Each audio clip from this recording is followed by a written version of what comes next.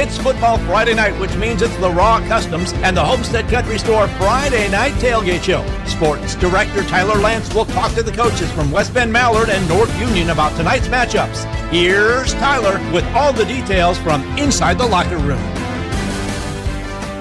It is Friday night, week 8 of the high school football season, which means it's the final regular season game for classes 2A all the way down to the 8-player class. Speaking of the 8-player class, in our weekly interviews with the coaches of West Bend-Mallard and North Union High School, we're going to talk with North Union head coach Matt Ernster about his team's huge win last week, 48-12 over West Bend-Mallard, putting North Union in the driver's seat for a potential playoff berth.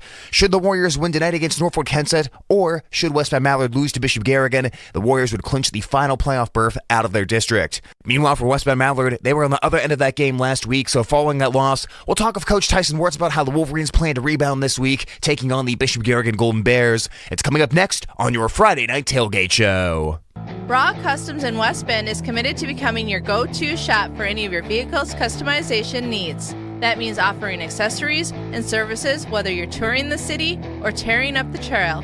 You need to be confident that your accessories can keep up. They offer durable, top-of-the-line quality products at affordable prices. Follow them on Facebook or call Raw Customs in West Bend today at 515-887-2800.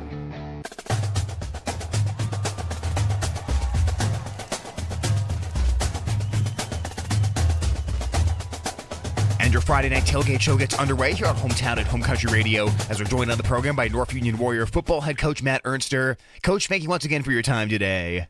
Yeah, thanks for having me on. Let's go back to last week, Coach, to start things off. It was a huge win on Friday night for the Warriors as you defeated West Bend-Mallard 48-12, and it was one of those nights where it seemed like North Union came out and really set the tone of that game. So, starting this interview off, can you begin with the way your guys played up front physically and sort of set the tone and really got things going in the run game as well?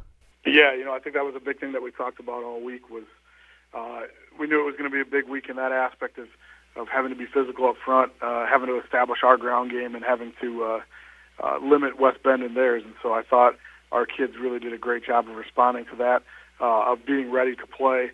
And then once, we kicked off, they just did a good job of executing the game plan on both sides all night. Just, physical football and knowing their assignments and getting it done. And, Coach, really complimentary performance on offense as well. Warriors go for, I think, over 300 yards on the ground in that one, and then that opened things up for you guys to hit a few big plays in the pass game as well. So let's talk a bit about that pass game. Grayson Colgrove hit a few big touchdowns, and you guys were able to build a big lead by halftime. So how would you sort of evaluate the way that Grayson performed in that one? He did a really good job. We tried to install a little bit of new things, not necessarily new concepts, but just a new play off some of the things that we've been doing with our play action game, and we were able to get guys open, and I thought he did a good job. Our offensive line provided great protection. He just did a good job of staying in the pocket, making the right reads, and delivering balls to his guys where they can catch it and make plays after the catch. And so I thought he was pretty sharp with the reads and accurate with his throws. And like I said, the ability to be kind of balanced like that was a big deal, a big aspect in that win of being able to kind of allow us to dictate what we wanted to do on offense. And, Coach, on the defensive side of the football, you guys got to the quarterback 5 times, you forced a pair of turnovers, and overall your guys didn't let West Bend-Mallard get back into the game once you had that early lead. Overall, what did you feel led to one of the better defensive performances of the season? Well, I think it started in practice. We had a good week of practice with it. Our scout team did a good job all week of giving us good looks and making sure that our guys knew their assignments and were reading things well. And so I thought it started there. Our guys did a good job of guys out there. They just did a good job of getting gap penetration, of using their hands really well, getting rid of blocks. And then our linebackers, all night we talked about the West Bend, gap schemes with their pulls with their linemen and the counter and power game. And we just did a good job of reading that stuff all night and then making sure that we weren't kind of falling for fakes and trusting keys. And when we got there, we tackled really well. It was probably one of the better nights we've had tackling. As far as that goes, and getting guys to the ball. So just a collective group effort, guys doing their job, and then rallying to the football, and when opportunities were there, we made plays. We're talking North Union football right now with head coach Matt Ernster. Coach, now it's simple. You guys win this week against Norfolk Kensett, and you're officially in the playoffs. The opponent, the 4-3 Vikings this week. So what have been some big things that have stood out to you about what they do? They got a senior group that's pretty good size as far as their numbers. So I think anytime you play a team that's got a lot of seniors. That's something you got to take into account, the experience, them not wanting their year to get done as well. But I think when you look at them, problems they present, I think, start offensively with the triple option game that they have. The quarterback, senior guy, does a great job running that show and making good reads on it. And, as a runner, he's very dangerous in what he does. He's a physical runner. And when he gets in the open field, he's tough to stop. So I think that's right away when we look at it, we got to be really stout defensively and really fundamentally sound and solid in our plan of how we want to kind of take those different things away.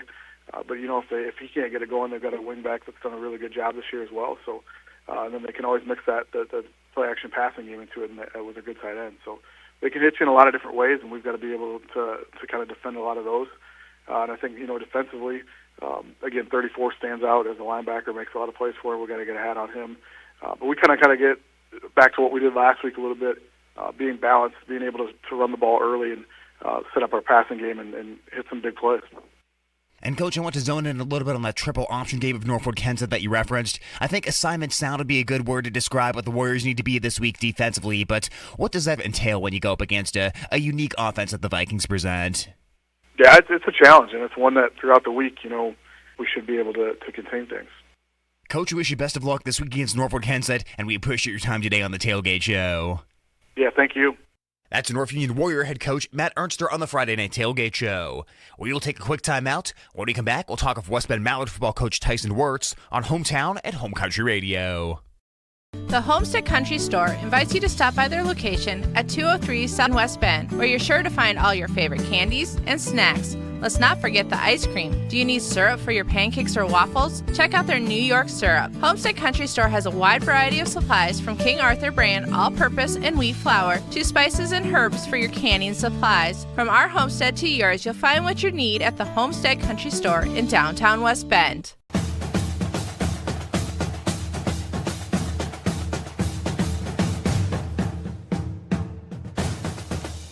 And the Friday Night Tailgate Show continues here on Hometown at Home Country Radio. Wolverine head coach Tyson Wirtz. And, Coach, going back to last Friday night, obviously a tough one for the Wolverines, falling 48-12 against North Union. What did you feel were some of the biggest deciding factors as we go back to last week? Yeah, I think North Union's just a really, really good team right now. I mean, they've got a great coaching staff up there that's got them adjusted to 8-man football over the course of the season, and it feels to me, watching them, that they're really peaking at the right time. Big physical up front, running the ball physically, good quarterback. So kind of got the pieces. So definitely give credit to them. On our side of the ball, it's kind of the same stuff that we've talked about throughout the year. It's just, little things. It's the little things that are big things. Turnovers, penalties, mistakes up front, not stepping the right way, not getting the ball handed off the right way. So we need to play some cleaner football for sure, but also a very good team we went up against.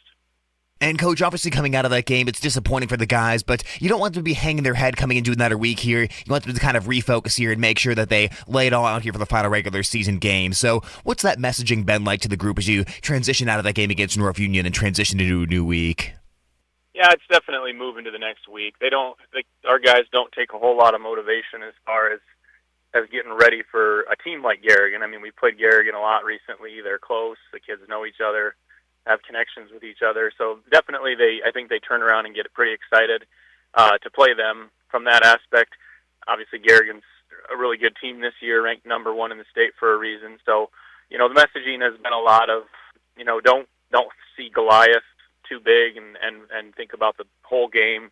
Just think about individual plays. Think about, how am I going to win this rep? How am I going to get better on this rep? How do I win this play? And I think that's going to be our messaging really all throughout the week is one play at a time, one step at a time, just try and, eat the elephant type of thing. We're talking West Bend-Mallard football right now with head coach Tyson Wirtz. Coach, breaking down this game on Friday night, let's start when the Wolverines are on offense and Bishop Garrigan's on defense. What are some of the challenges that the Golden Bear defense will present to you, and how do you try to overcome that offensively? Yeah, it's just really good, disciplined defense. I mean, you've got size up front for sure.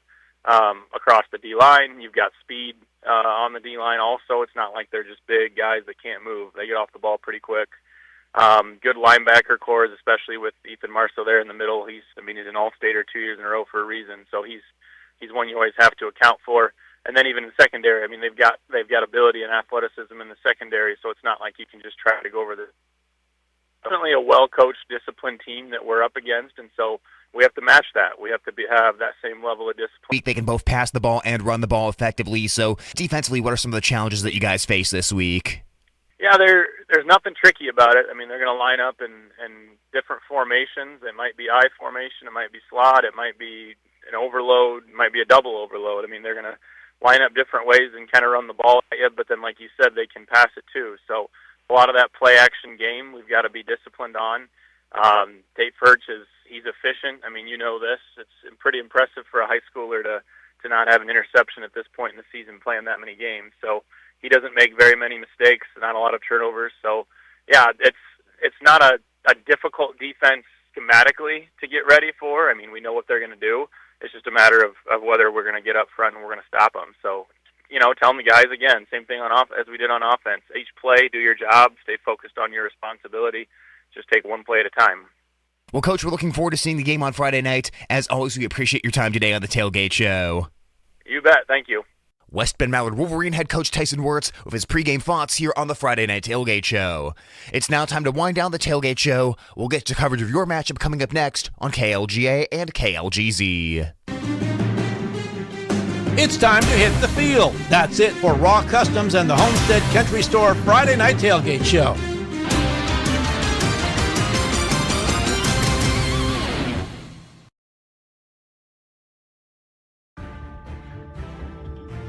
Get ready for football with the Algona Bulldogs pregame show. Brought to you by your Edward Jones representatives, Bruce Keith, Jerry Sokup, Brady Ross, and Mackenzie Jorgensen.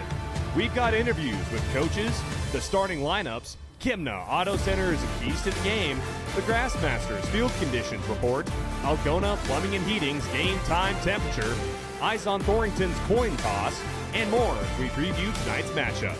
The pregame is also brought to you by Kasuth Regional Health Center, your home for healthcare, JDR Seeds of Wesley, Tom Eischen Sales, your store in the country, Bandwar Trucking of Ottoson, Cooks Scrap Iron and Metal, family owned since 1913, and Algona Feed Store, livestock, dog, and cat food. Here's Brian Wilson on the Bulldog Edward Jones pregame show.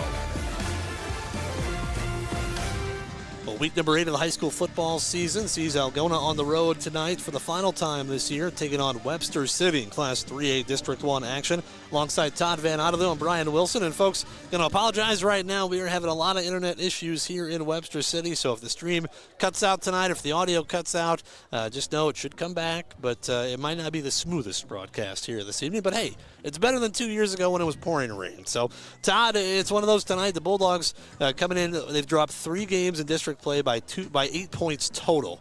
And that's tough, and now you got 2 weeks left with really limited shots at the playoffs. Yeah, you're right. Like you said earlier, our district losses have been close, and that's just how it goes sometimes. It comes down to those little things in those games, and it just didn't work out for us. Like you said, 2 weeks left. We just have to control what we can control and end the season on a positive note.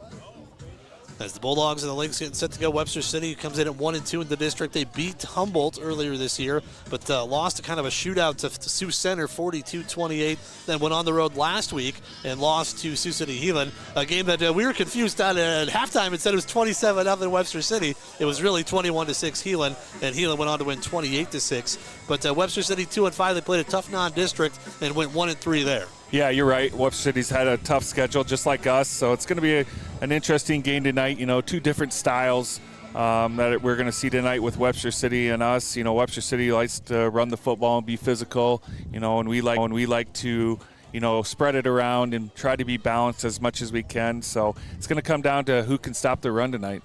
As the Bulldogs and the Lynx getting set to go, as the Bulldogs and Lynx playing for the first time, or the Bulldogs playing for the first time on grass this year. That's not something you would have said 5 years ago, but just kind of the way things are now with the field turf at home, and then a lot of the places we go anymore have the field turf themselves. So Webster City saving on paint, though. They do not have the hash marks marked out here in Webster City, so I guess we'll estimate whether it's the 42, 43, 44, that sort of thing. It won't be exact here tonight.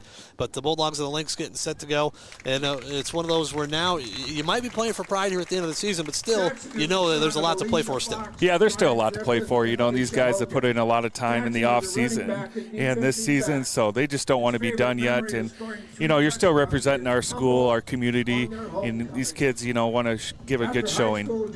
As we had a chance to catch up with both head coaches this week, get their thoughts on tonight's matchup, week number 8 of the high school football season. We'll take a timeout. We'll come back. We'll hear from Bulldog head coach Andy Jacobson and Lynx head coach Andy Brim. We'll do that right after this. You're listening to the Edward Jones pregame show here on Hometown Radio KLGA and the Algona Radio YouTube live stream. You shouldn't need an advanced degree to figure out how to pay for one. Hi, I'm Brady Ross, your Algona Edward Jones financial advisor, and I want to help you understand all the options you have when paying for an education. Whether you're the first in your family to attend college or planning for a grandchild to build on a legacy that goes back generations, let's work together to take care of your unique financial needs. Call me at 515-295-7763 to get started today. Together with Bruce Keith, Jerry Sokup, and Mackenzie Jorgensen, we are your local Edward Jones financial advisors. Edward Jones, member SIPC. Cook Scrap Iron and Metal in Algona. Think Cooks for all your new steel and welding supplies. Do you have any leftover material you don't need anymore? Cooks will take your scrap iron and scrap metal too. A family-owned business since 1913. Cook Scrap Iron and Metal at 1-5-295-2512 or stop in at 900 East McGregor Street, Algona.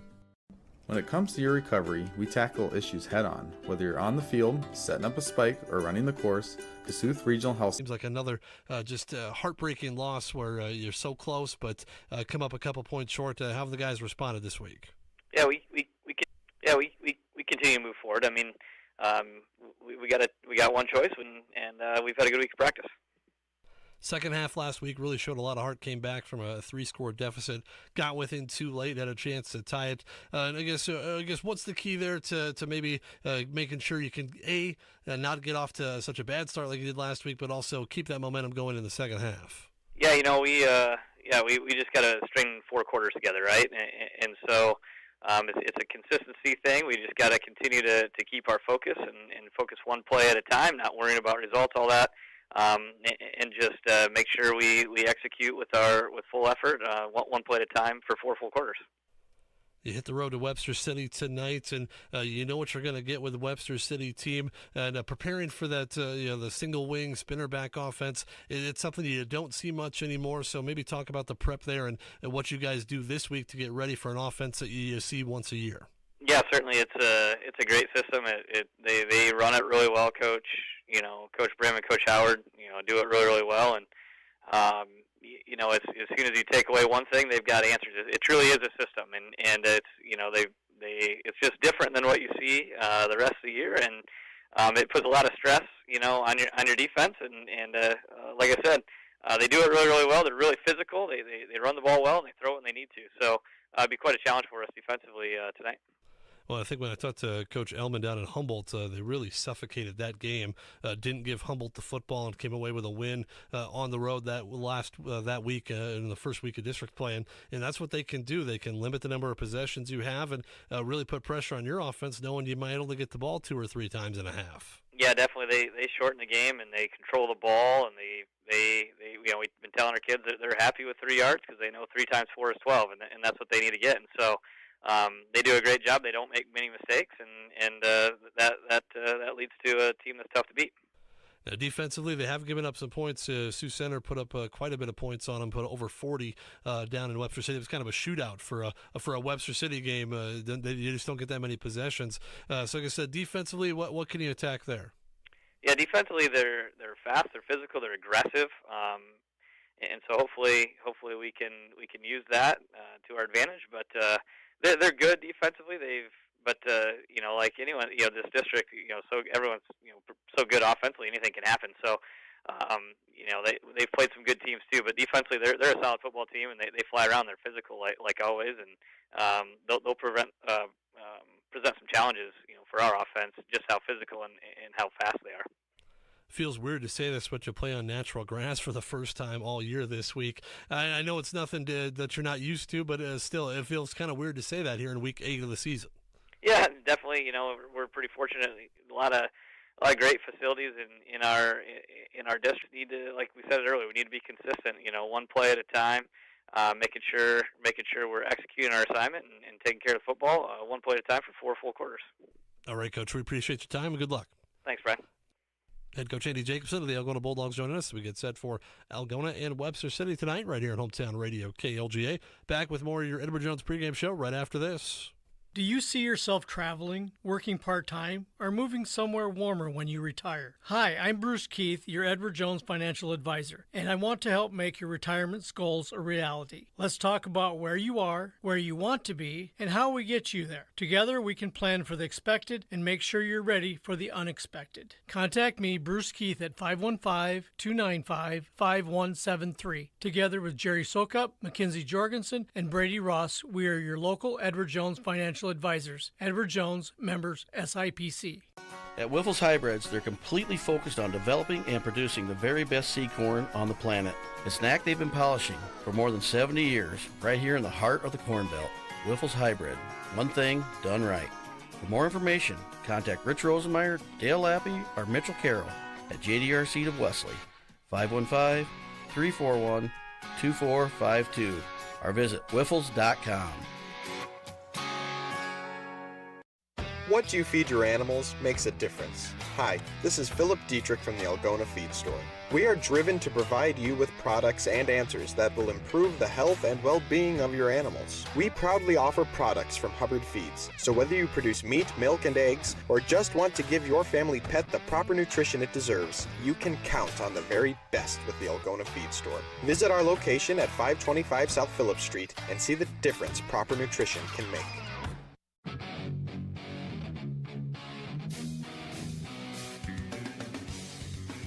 Back now with more of your Edward Jones pregame show right here on Hometown Radio KLGA. We're talking Webster City football right now with head coach Andy Brim. And Coach, thank you very much for joining us here. I guess first off, just kind of give me your thoughts on the Lynx season thus far. I know you're sitting at 2-5, but you've played some very tough played things very close, but just haven't been able to get over that hump. I guess maybe give me your thoughts on how things have gone this year for the Lynx. Yeah, like you said, we've played some really tough competition. I think the best 3A football in the state's being played in Northwest Iowa right now.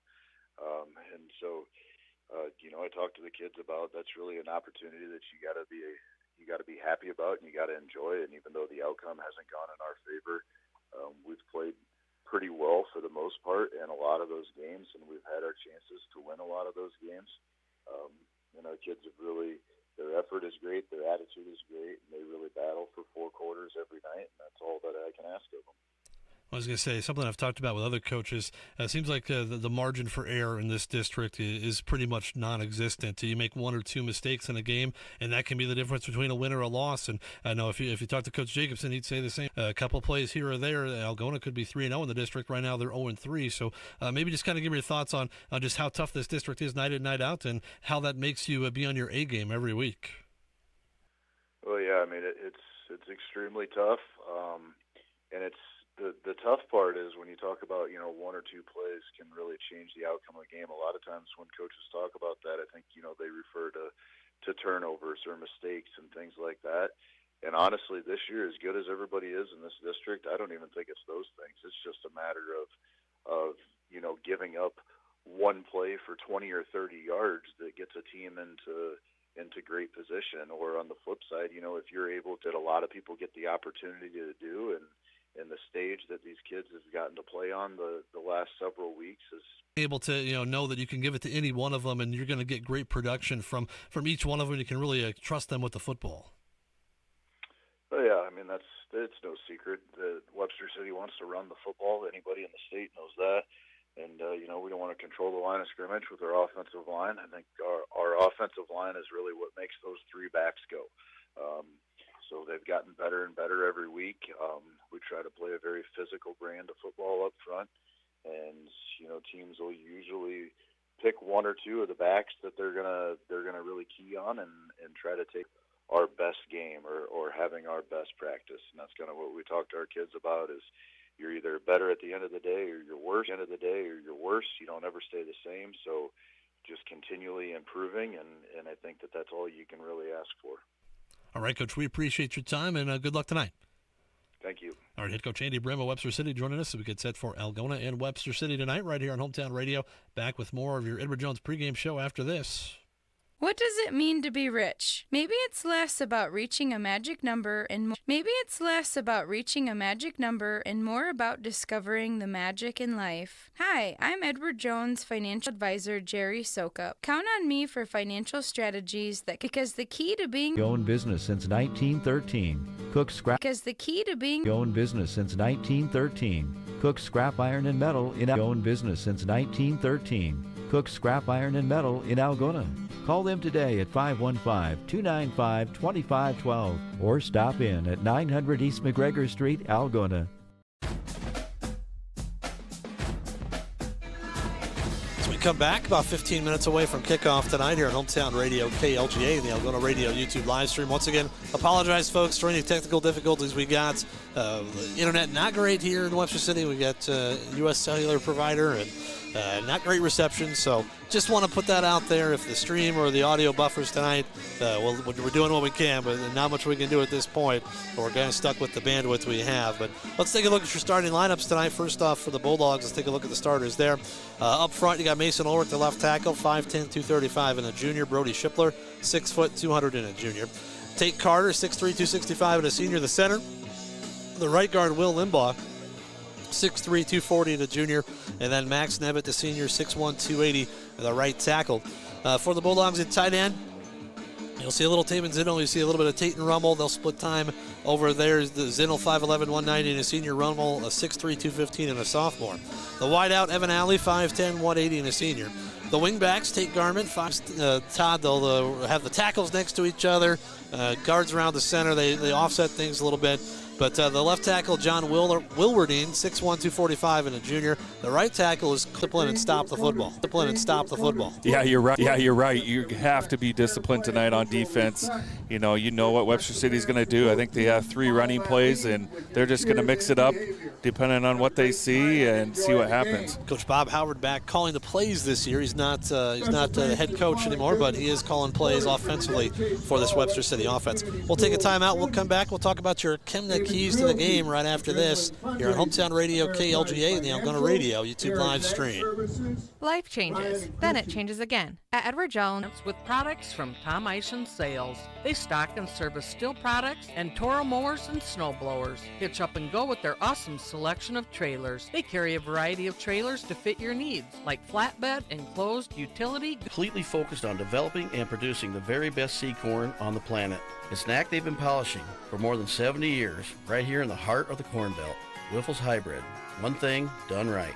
For more information, contact Rich Rosenmeyer, Dale Lappy, or Mitchell Carroll at JDR Seed of Wesley, 515-341-2452, or visit wiffles.com.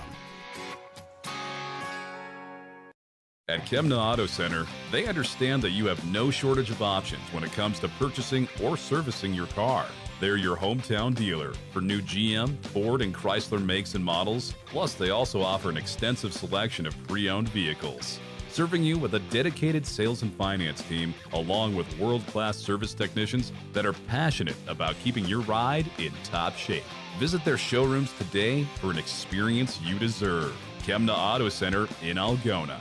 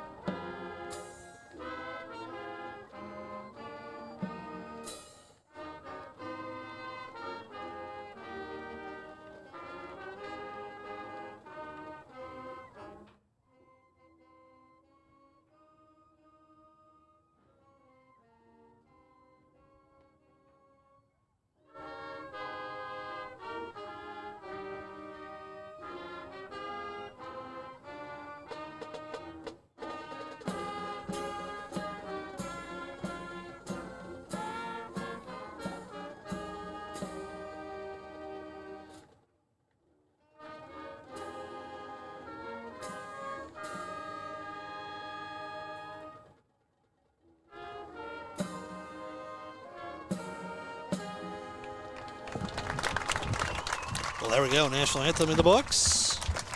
Getting set to go tonight here on Hometown Radio KLGA and the Algona Radio YouTube live stream alongside Todd Van Otto. I'm Brian Wilson. Time for your Kemna Keys to the Game, brought to you by your Kemna Auto Center here in Algona. And Todd, for the Bulldogs offensively, got to find a way to limit turnovers. 4 turnovers last week against the good Sioux Center team. You lose by 2 points. Those are just killers. Yeah, you're right. Taking care of the football is going to be key. It's key every game, and I think we said it all year, winning that line of scrimmage on offense is going to be important. And then on defense, obviously you're going to have to read your keys, stay disciplined. And, Webster City is going to want to win that time of possession. So it's going to be important for us to have a good first down defensive play. Yeah, I was going to say, you got to force them into 3rd and 5 or longer. Yeah. You can't let them have 3rd and 2. Want to give your family pet the proper nutrition it deserves? You can count on the very best with the Algona Feed Store. Visit our location at 525 South Phillips Street and see the difference proper nutrition can make. Get ready for a powerful outdoor experience with products from Tom Eischen Sales. They stock and service still products and Toro mowers and snow blowers. Hitch up and go with their awesome selection of trailers. They carry a variety of trailers to fit your needs, like flatbed, enclosed, utility, gooseneck, and more. Turn pro in your own backyard with a Green Mountain pellet grill. Whatever the job, get it done like a pro with products from Tom Eischen Sales. Your store in the country, Highway 18, just west of Algona. At Grassmasters, we believe the secret to a successful season is hard work and dedication, the same qualities that make up a winning team. Preparation, perseverance, and teamwork have enabled us to rise above the competition and bring you a championship team. So as this year kicks off, we at Grassmasters would like to wish all of the local athletes the very best and a successful season on and off the field. Grassmasters, growing satisfied customers.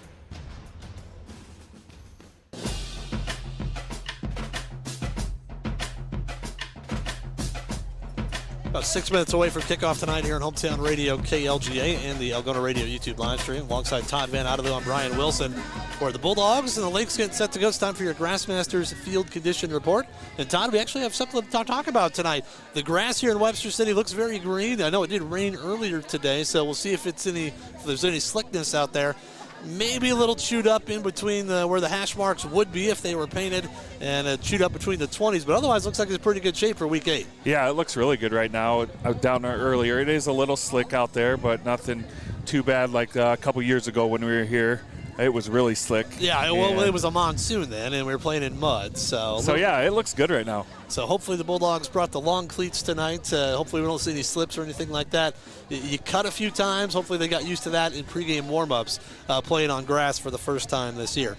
As that's your Grassmasters Field Condition Report, brought to you by Grassmasters, the area's premier lawn care company. We appreciate everybody over at Grassmasters being part of our broadcast here once again this season.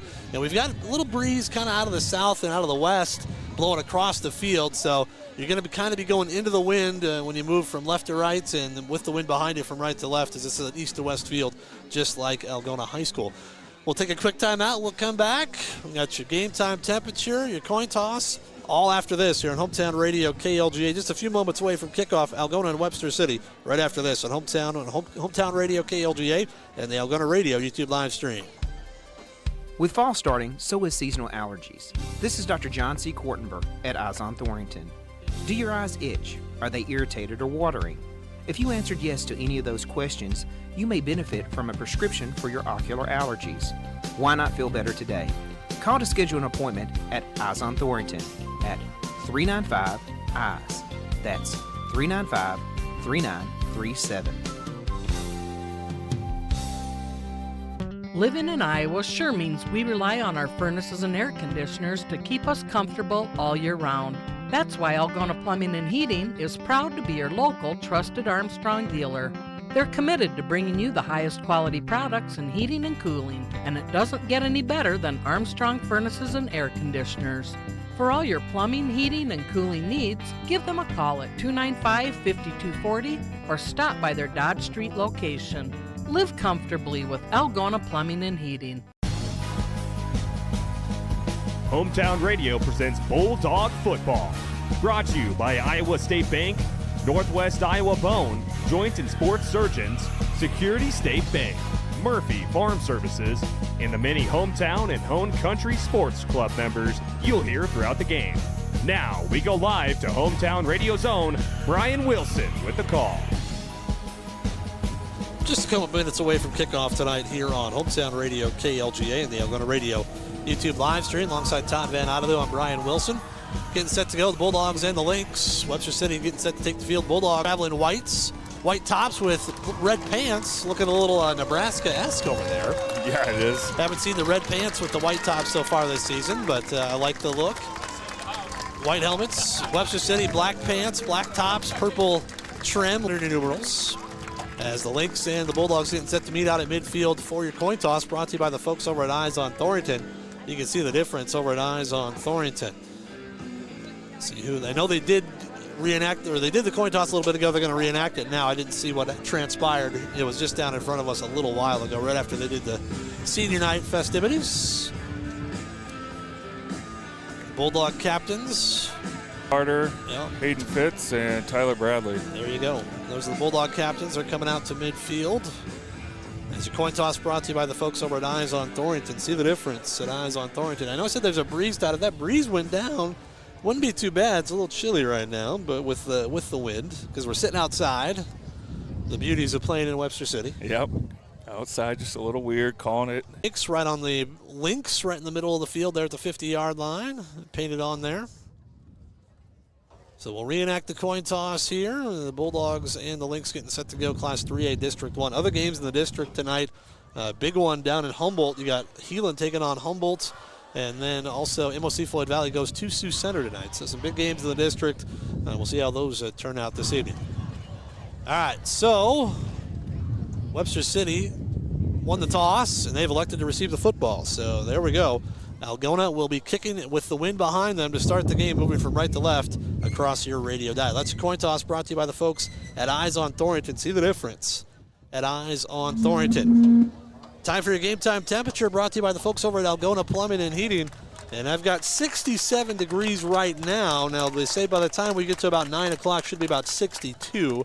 But we'll see how that breeze, if it drops down a little bit, because right now making things a little chilly. But 62, your game time temperature, brought to you by the folks over at Algona Plumbing and Heating. We thank them for being part of our broadcast once again here this season. As we are just about set for kickoff tonight. Bulldogs trying to get their first district win. Said you lose 3 games by 8 points. Those are the things that make coaches go gray. As Andy Jacobson probably got a few gray hairs because of this one. Just those are the ones that keep you up at night. You get beat by 20 points, hey, we didn't have it. But you lose a couple games really close. You worry. You think about things that went wrong that could have gone right, and those are the things that eat at you. The Bulldogs will kick it away. Runner Trujillo tees it up at the 40-yard line. Back deep for the Lynx. You got Jackson Griffith back deep along with Caleb Hansen. They're standing back at their own 5-yard line. So here we go. Week number 8 of the high school football season. It's crazy. It's already week 8. Yep. It goes by. You wait all year for it, and it goes by so fast. Trujillo puts a foot into it. It's a high hanging kick. It's going to be fielded at the 20-yard line and get it up to about the 28-yard line there on the Lynx. Nice short kick there over the far side. As they forced one of the upbacks to field it, that was Gavin Wincoop. Yeah, good tackle there by Owen Moe. Yep. So here comes. Yep. So as we said, Webster City does not have the hash marks marked out, so you don't know exactly how long a yard is. Hopefully it's not a big deal later on. Hopefully the officials can estimate a 5-yard penalty and a 15-yard penalty. First down and 10 for the Lynx. They're moving from left to right across your radio dial and into the breeze here to start the game. Aiden Hornacek, the spinner back. He's got Caleb Hansen in the backfield with him. Jackson Griffith split to the left. Bulldogs trying to crowd the line right now. Has had a lot of success with that this year. It's a third down and a long, call it a long 4 here for the Lynx. Hornacek has Caleb Hansen to his left. Bulldogs trying to overload one side here. Direct snap to the spinner back, that's Griffith, and he's going to have the first down across the 40. Needed about 4, got 6 here on third down. Yeah, just straight ahead run there for Webster City. Right now they're just getting pushed up front. on the line of scrimmage. The game for Webster City. Hornacek with Hanson to his left. And then we got a spinner back here. We got flags. We got offsides coming on the Bulldogs. They must have jumped at the snap. Looks like, yeah, they were going to run that counter play the other way. So right now, you know, the defense is just getting used to what Webster City's doing here. It's really hard to. So we just got to settle down here. So first down and 9:35 to go, opening quarter, no score. Webster City with the first possession of the game. QB. Give up the middle, or the keep is up the middle there. The spinner back, Hornacek, and not much, maybe a half yard there. Yeah, that's good defensive play there for us. Yeah, and that's what you got to do. You got to make them go third and long. Yeah, look there, Mason Ulrich, Brody Ship. Becomes 2nd and 5 for the Lynx. On 2nd and 5 after the 5-yard penalty. Yeah, just their QB. On 2nd and 5 after the 5-yard penalty. Yeah, just their QB on that spinner back right up the middle there. First down play again there. Looked like Nathan Mansky there on the tackle. Right now they're just winning that line of scrimmage. Yep. Second down and call it a gain of 8. So second down and 2. Just underway tonight. They go direct snap to Hanson. He goes up the middle, and he fights forward for a first down. Didn't look like he was going to get much there, Todd, but ends up fighting for about 5 yards on 2nd and short. Yeah, just that was a straight ahead run there. We've seen that on this drive, that, and then the spinner back, and then there's a counter coming. So, and then, you know, they have that off tackle play too, so they have 4 run plays that they're just going to keep messing with you. And we're under 7 minutes to go, opening quarter. Webster City's taking 5 minutes off the clock, still moving. As they'll take their time, they're down to 15 on the play clock. They haven't even broke the huddle yet. So they take their time, chew up the clock, and shorten the game. And trying to get some points here. Bulldogs crowd the line. They go with the counter to Griffith, and he slips forward for a couple. Looked like the Bulldogs had him in the backfield, but he slips forward to the 25, so a gain of a yard. Call it second down and 9. Yeah, like you said, that's their counter play. Looked like Nathan there on the tackle. So now, like I said, we had him second and long at midfield, but we jumped off sides. Can we make them force them into a third and long here? Because they have not had that as of yet. Second down and 6 minutes to go, opening quarter. They've already taken half of the first quarter here. Spinner back up the middle. Hornacek stacked up as he crosses the 25, but then gets pushed forward to about the 21. As he got a little tush push there, and it's going to bring up third down and about 4. Yeah, it looked like Cale Roder there on the tackle. Also Nathan Mansky. So Webster City's right where they want to be. Third and about 4 or 5. I mean, they got 2 downs to get this. Yeah. 5:35 to go, opening quarter. Clock continuing to run. Bulldogs might be lucky to get the ball this quarter, the way things are going, if they can't get a stop here. Got to force a 4th and long. Can't let them get a 4th and short here. And the Bulldogs came across. That's and there's 3 this drive for us. So never mind. It's now 1st and 10 for Webster City inside the Red Power Team red zone. Thanks to our local Red Power dealers, Bancroft, Corbett, West Bend, and Humboldt. And Webster City doing exactly what they want to do right here. Yep, right now this is the type of game that they want. Yep. Keep our offense off the field. 5:13 in counting. We'll be under 4 minutes. We'll be under 5 minutes here by the time they snap it. 1st and 10 at the Algona 16. 3 offside penalties here on this drive. They go direct snap to Griffith, and he's going to be up and pushed back after a gain of a couple. I thought he was going to be stacked up at the line, but he gets forward to about the 14th, so I'll call it a gain of 2. Yeah, it looked like Taven Zennel there. Other Bulldogs, Brody Shipler there. Again, like you said, it looked like we had him stacked, and he still ran hard and got a couple yards there. Second down, call it 7. They can get a first down right about the 6-yard line. 4:30 to go, opening quarter. Bulldogs haven't had the football yet. Webster City's taken 7.5 off the clock, trying to get some points. Second down and 7. They go to the spinner back. Now he gives it off to Hanson, the tailback. A late handoff there, and he's going to have 1st and goal here. Yeah, I thought that was going to be a fumble there. There's almost a exchange with the running back and quarterback. Oh, It's like 3rd and short. 3rd and short. Yeah, I thought he was going to be. I thought they marked it at the 5, but they're marking it about the 6. So 3rd down and short for the Lynx, as they've taken the first 8 minutes off the clock. I'm sure this is just going to be a straight ahead run here. As you said, that was kind of a late handoff there. Hornacek, the spinner back. That's something to keep an eye on later. Maybe that ball pops out. Hornacek by himself in the backfield. They go straight off the right side. Hornacek fighting for the goal line. He's in. Touchdown. Webster City does exactly what they want to do on the opening drive. They take 8.5 minutes off the clock and they get a touchdown. Yeah, Webster City does a nice job. They have a system here. They run the ball well. They run 4 plays. You got to give them the credit. They executed well on that drive. Well, the Bulldogs will have to adjust here.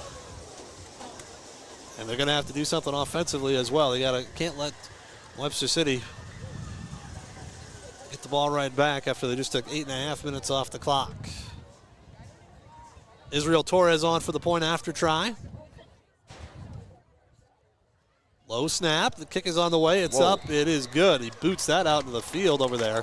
They might need to get a net if they want to have him keep kicking over there. 3:36 to go, opening quarter. Webster City 7, Algona nothing. Back after this timeout on Hometown Radio, KLGA, and the Algona Radio YouTube live stream. For over 40 years, Northwest Iowa Bone, Joint, and Sports surgeons have maintained one mission: to provide excellence in orthopedic care.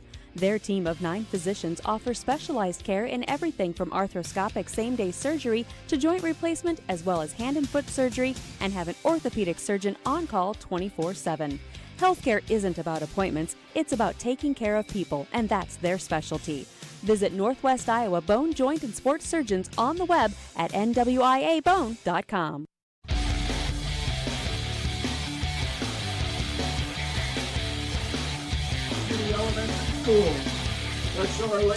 Well, Webster City gets exactly what they want. They drive down the field, 72 yards. Took almost 8.5 minutes off the clock, and the Bulldogs will get it for the first time here, Todd, with 3:36 to go in the opening quarter. As Torres will kick it away. You saw his leg a moment ago, and we'll see if the Bulldogs can get a return on this. Weichert, Garmin, Alley back deep for the Bulldogs.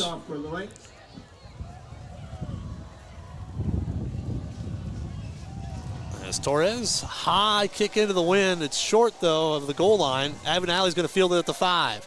Starts to the right side, trying to get to the corner. Get outside. Get outside. 15, 20, 25, across the 30, across the 25, I should say, taken down there at about the 26-yard line. Good return there by Evan. Yep, got to the outside, and the Bulldogs will have it 1st and 10 for their first drive of the first half. Yeah, let's get a drive here going ourselves. Important here that we don't go 3 and out here. Yep. Give that ball back to Webster City, establish a drive here on offense, and be okay. 1st and 10 Algona at the 25-yard line. 3:29 to go, opening quarter. Bulldogs with their first drive of the game. They'll send Owen Moe wide right. Now they're going to shift Moe and Kitzinger and Garmin. Now Moe goes wide left. Still 8 on the play clock, so plenty of time. Nathan sends Garmin in motion. They fake the jet sweep. They go to Weichert up the middle. Will fighting forward for about 2 or 3 here on first down. Yep, just motion Garmin across there, gave up the middle to Will. About 2 yards there. Yep, second down and long coming up. 3:13 to go, opening quarter. 7-0 in favor of Webster City if you're just joining us. And like I said, we apologize if we have any technical difficulties with the stream, and we have in and out internet connection here in Webster City. So, like I said, if it cuts out on us, that's the reason. 2nd down and 7 coming up. Weichert, Garmin, and Kitzinger go wide left. Down to 4 on the play clock. Nathan's going to take the snap. Look at the throw. Fires on the flat. Oh, he's got to head Tate Garmin. Yeah, there was pressure right away. Right now, Webster City's playing man-to-man in the secondary. So that'll be interesting to see what happens tonight with that. But they're bringing pressure because they're going man. Yeah, they take a lot of chances. They gave up a lot of big plays to Sioux Center, Todd. A couple of short passes turned into big gains when you're one-on-one out there. I don't know if Evan got hurt on that play, but he hasn't been out there yet. I haven't seen him either. I was going to wonder that myself. I can't see over on the far sideline. He's not on the bench or anything. 3rd down and 7 for Algona. Mansky takes the snap. Look at the throw. Quick slant to Garmin. In and out of his hands. And it's 3 and out. Yeah, 3 and out. Not what we wanted on offense. 3 and out, giving the ball back to Webster City. Just a little bit thrown behind there by Nathan. Yeah. And that was one I think he might have rushed that throw just a little bit out. He had plenty of time. Let Tate get into the route, but you throw it when you throw it. It was a little bit behind him, and Garmin couldn't hang on, and the Bulldogs will have to punt the football and give it right back to Webster City. And Brody Shipler is in to punt. And what do we got here? What do we got here? Something wrong with the chain over there? I'm not No? sure. They got a couple of Webster City staff members walked. Oh, they might. That might be a trainer Evan going Allen. over there to look at Evan Alley. That might be it. Huh, I don't know what happened to him on that kickoff. But yeah, he didn't. He got, and I don't know if he got hit up high maybe at the end. They got to look. I don't know. So Brody Shipler to punt the football away with 2:39 to go in the opening quarter. Low snap. Oh, gets through Brody's hands. Oh, disaster. Now Brody runs away. Can he get a kick away? And he kicks away. It's blocked. yeah, just a low snap there. Yeah. Brody couldn't do much about that. I'm not sure. Coyer Spear's been punting for the last 4 weeks, but I'm not sure. I'm sure there's obviously a reason why Coyer Spear wasn't in there to punt. But once again, you got to have a snap. And it seems like we've had good snaps lately, but that one's short hop Brody Shipler. And so now Webster City takes over at the 10-yard line. And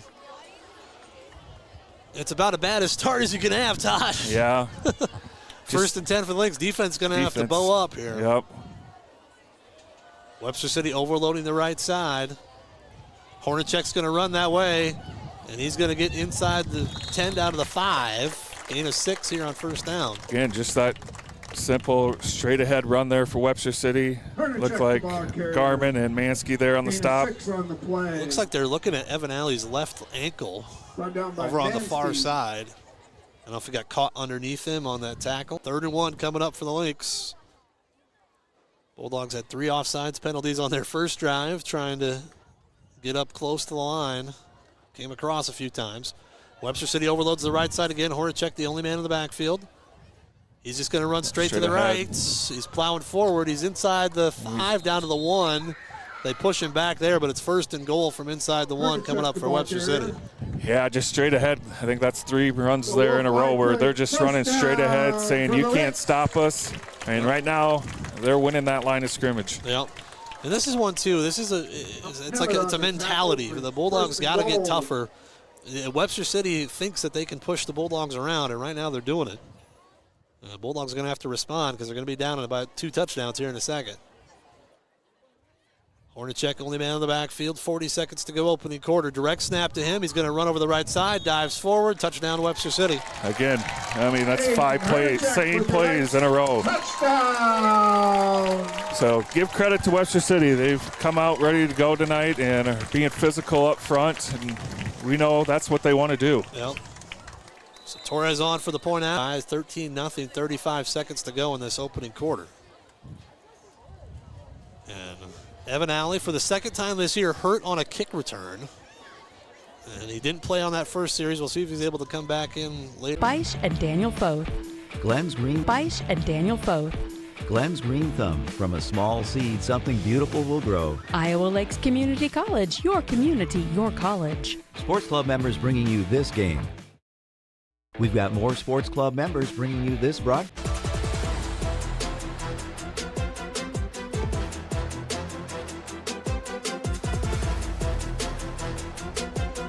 So Webster City takes advantage of the Bulldog miscue on special teams. They punch it in, and now Torres sends one into the end zone, and Algona will have it 1st and 10 at the 20-yard line. And, well, we wanted the Bulldogs to not go 3 and out the first drive, Todd. It's really imperative now. Yeah, it's really imperative that we get a drive going here. You know, last drive we ran it once, threw it twice, just didn't execute on those 2 throws. And like you said, we got to get a drive going here. So the Bulldogs will have it 1st and 10 at their own 20-yard line.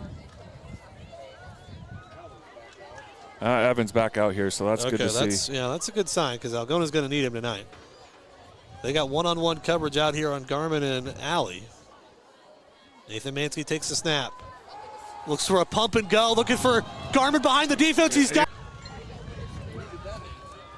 So we needed that one. Just it gives Webster City the ball back so quickly, though, but that's okay. Yeah, but now, as I say, at least you've answered.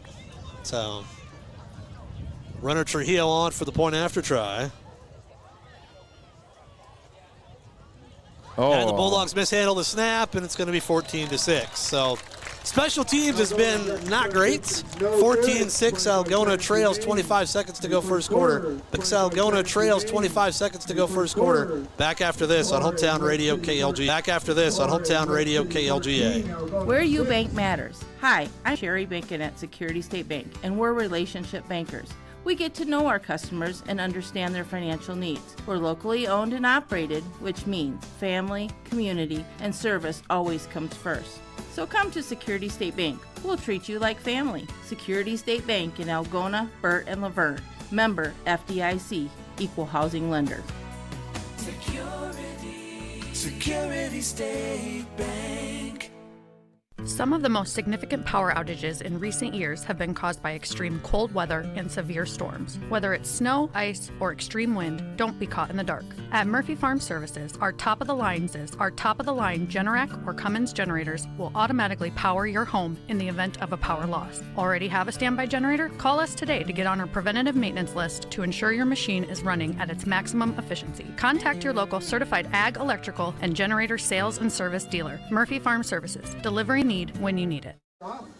Runner Trujillo to kick it away, 14-6. Bulldogs trail. They're going to pooch it again. Wincoop over on the far side, catches it at the 20, tries to get to the far side of the field. He's got blockers. He's at the 45, midfield stripe, and runner Trujillo, that's a three-point takedown. Unfortunately, Webster City's going to have it at the Algona 40-yard line, a 30-yard return off a short punt. Or short kick, I should say. Yeah, good return there by Webster City. Good tackle there by runner, saving that touchdown there.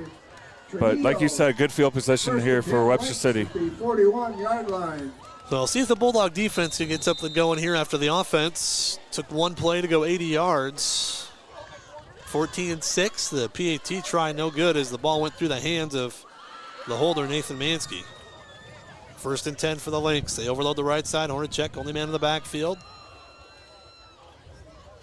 They go with a counter to Griffith, and Griffith off to the races. Will Weichert, can he hold on to him? Nope. I was going to say he does. He gets down to the 5, but it's a 35-yard gain, and Webster City, with 6 seconds left, is inside the red zone again. There's that counter play there, off tackle to the left there. Good play there by Webster City. That'll be the end of the first quarter, 14-6, but first and goal for Webster City when we come back after this on Hometown Radio KLGA and the Algona Radio YouTube live stream.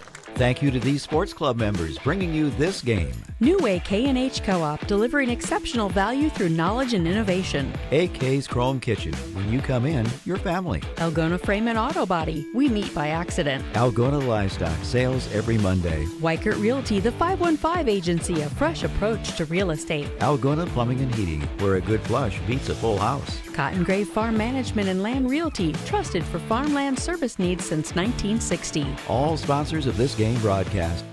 When you need cash on the go, there's no need to pay a surcharge fee with MoneyPass. Iowa State Bank is proud to be part of the MoneyPass network of surcharge-free ATMs found nationwide. Look for the green and blue MoneyPass symbol on over 32,000 ATMs across the nation. Or find an ATM near your vacation spot or travel destination at MoneyPass.com. MoneyPass, another way that Iowa State Bank helps people succeed. Member FDIC.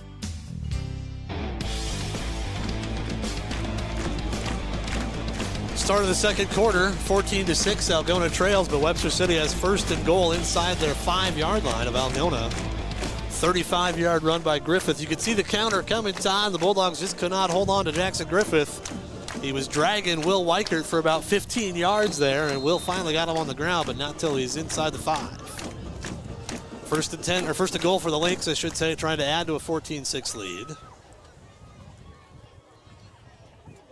Crowding the line of scrimmage. Hornacek, only man in the backfield. 3 wingbacks to the left. They go right off the left side, and Hornacek goes forward for a yard here, not much more than that. Second and goal from the 3. Mason Ulrich coming in off that right side. Yeah, Mason came off the edge there. Or I should say left side of our line. So, yeah, that was just their straight ahead. Handoff here. Just underway second quarter, 14-6. Webster City in front. They overload the right side this time. Hornacek has Hands it to his left. Spinner back, keeps it up the middle, and Hornacek walks into the end zone. Touchdown, Webster City. Spinner back there. Good play there for Webster City. So a 3-play drive to go from their 40 after. Started with the kick return, Todd. Yeah, that started. You give up. You have no shot at any momentum when you give up a 30-yard kick return into your own territory. 20-6 Lynx. Torres on for the point after try. They do have a net on this side, but I don't know if it's high enough the way Torres has been kicking. That might go on the baseball field. Yeah. Good snap this time. Kick is on the way. It's up. It is good. 21-6 Webster City. 11:15 to go here first half. Back after this on Hometown Radio KLGA and the Algona Radio YouTube live stream. High school sports on Hometown Home Country Radio. Brought to you by these sports club members. Countryside Barbecue Sauce, 2 sauces for all seasons. Dance Connection and by Michelle, creative about dance. Visit their studio or danceconnectionbymichelle.com. Daylight Donuts, open early with delicious donuts and great coffee. Dump It, Kasuth County's local and reliable waste service provider for commercial and residential customers. Albert Electric, flip the switch to Albert Electric. Erpelding Excavating Enterprises. Let them take care of your grading, excavating, and drainage needs. Fairway, everything's easier, fresher, and faster with Algona Fairway. All bringing you this game.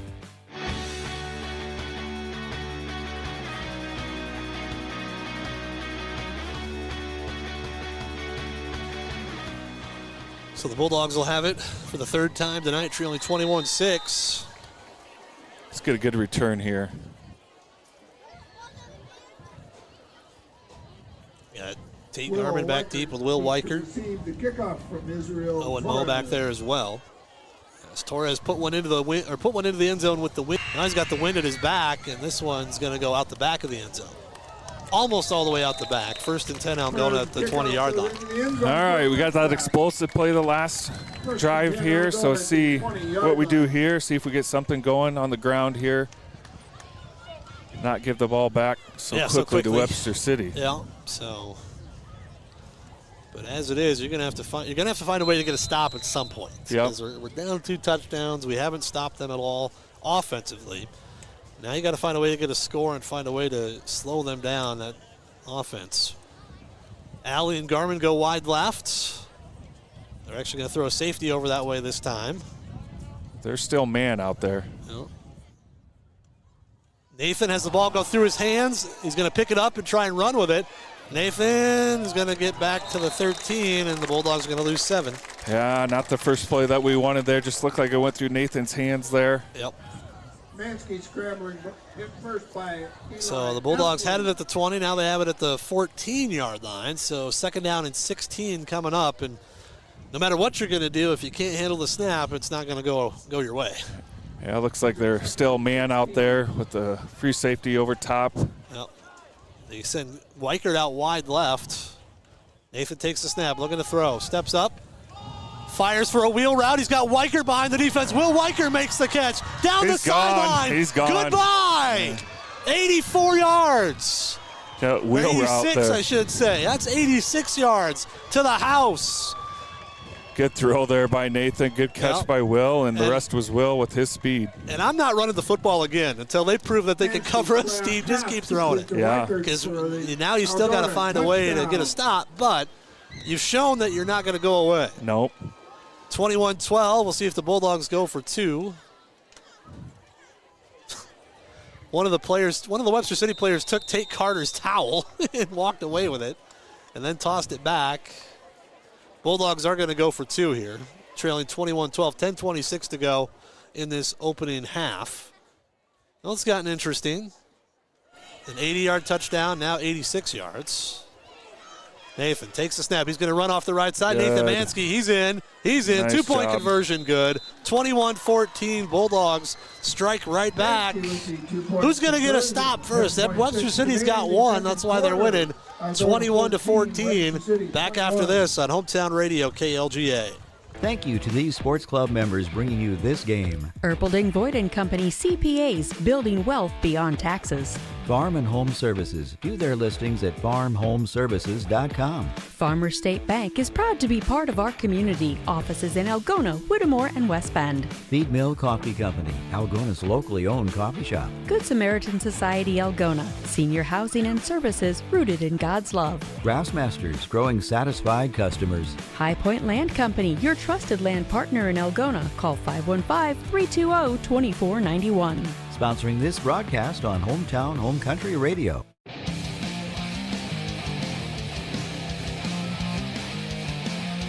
It's 21-14.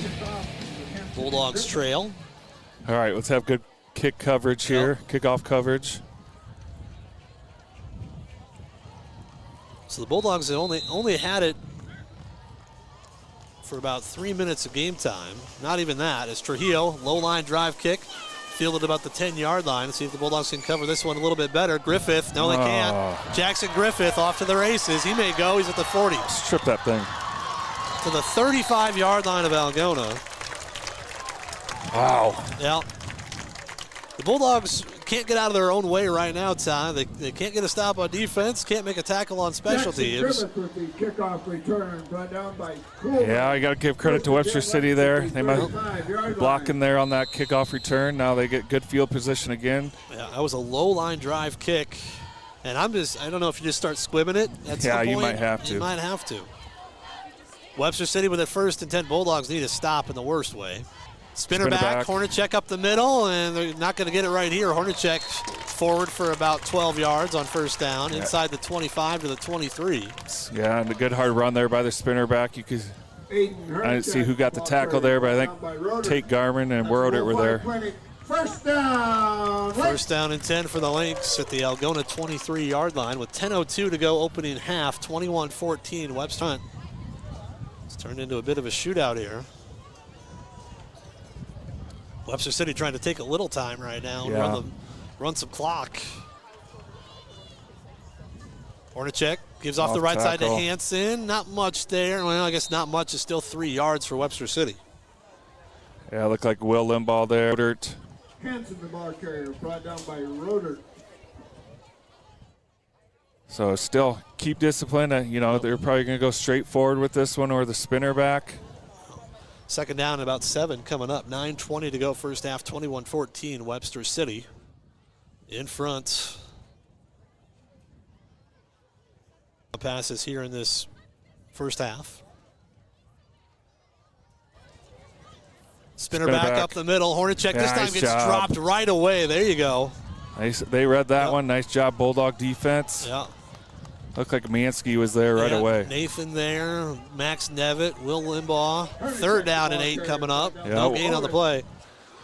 It's hard because the line judge on the far side was like running down the field already, and then he's got to come back up because the ball didn't go anywhere. Easier said than done on fourth and one. Watch the ball here. Easier said than done on fourth and one. Watch the ball here. They might go on 2 here. Looks like Gage Mintz in. Also Ulrich and Limbaugh up front. And down to 10 on the play clock. Webster City as Griffith and Hornacek in close. They go to Griffith. Griffith off the right side. He's got the first down, yard line. Yeah, it's just like a QB sneak. Yeah. But like I said, you can't give them fourth and one. No, that's where they want to be. Yep, they will take that all night long. Heck, they go for that at their own 20-yard line, let alone inside their 20-yard line. First and 10 Lynx. 7:28 to go first half. First and 10 at the 12. So they can get a first down inside the 5. Been having inside the 5. Been having success with that spinner back here when they get down here. But we just said he winning the battle up front. Said he winning the battle up front right now. 6:10 to go opening half. Bulldog defense has been out there a lot because the offense is scoring quickly and has had a one-play drive and a 2-play drive for 2 touchdowns here in the last couple minutes. I'm guessing this is just going to be straight ahead football here. Hornacek has Hansen to his left. Bulldogs crowd the line. They go the spinner back, and Hornacek's going to be in for the touchdown. He scored before halftime. And we get the ball at half. We get the ball to start the second half. That might be the only way we get a stop tonight. get back on level terms. Torres on for the point after try. The snap is down. The kick is on the way. It's up, and it is good. Off this concession stand back there. 5:41 to go first half. Webster City 28, Algona 14. Back after this on Hometown Radio. We've got more sports club members. Greg Penning and Company, certified public accountants, where everyone counts. Holmes Animal Clinic. Animals large and small, they love them all. Hy-Vee, use the Fuel Saver card. Fill your cart, fuel your car. J&J Custom Meats, continuing the traditions in Whittemore. Kasuth Regional Health Center, your home for healthcare. Lichter's Garage Door Service, a reputation you can trust. Lusher Family Dentistry, serving your family since 1965 on Call Street in Algona. Engineered Farm Drainage, specializing in drainage tile solutions. Visit them on Facebook or engineeredfarmdrainage.com. All sponsors of this game broadcast.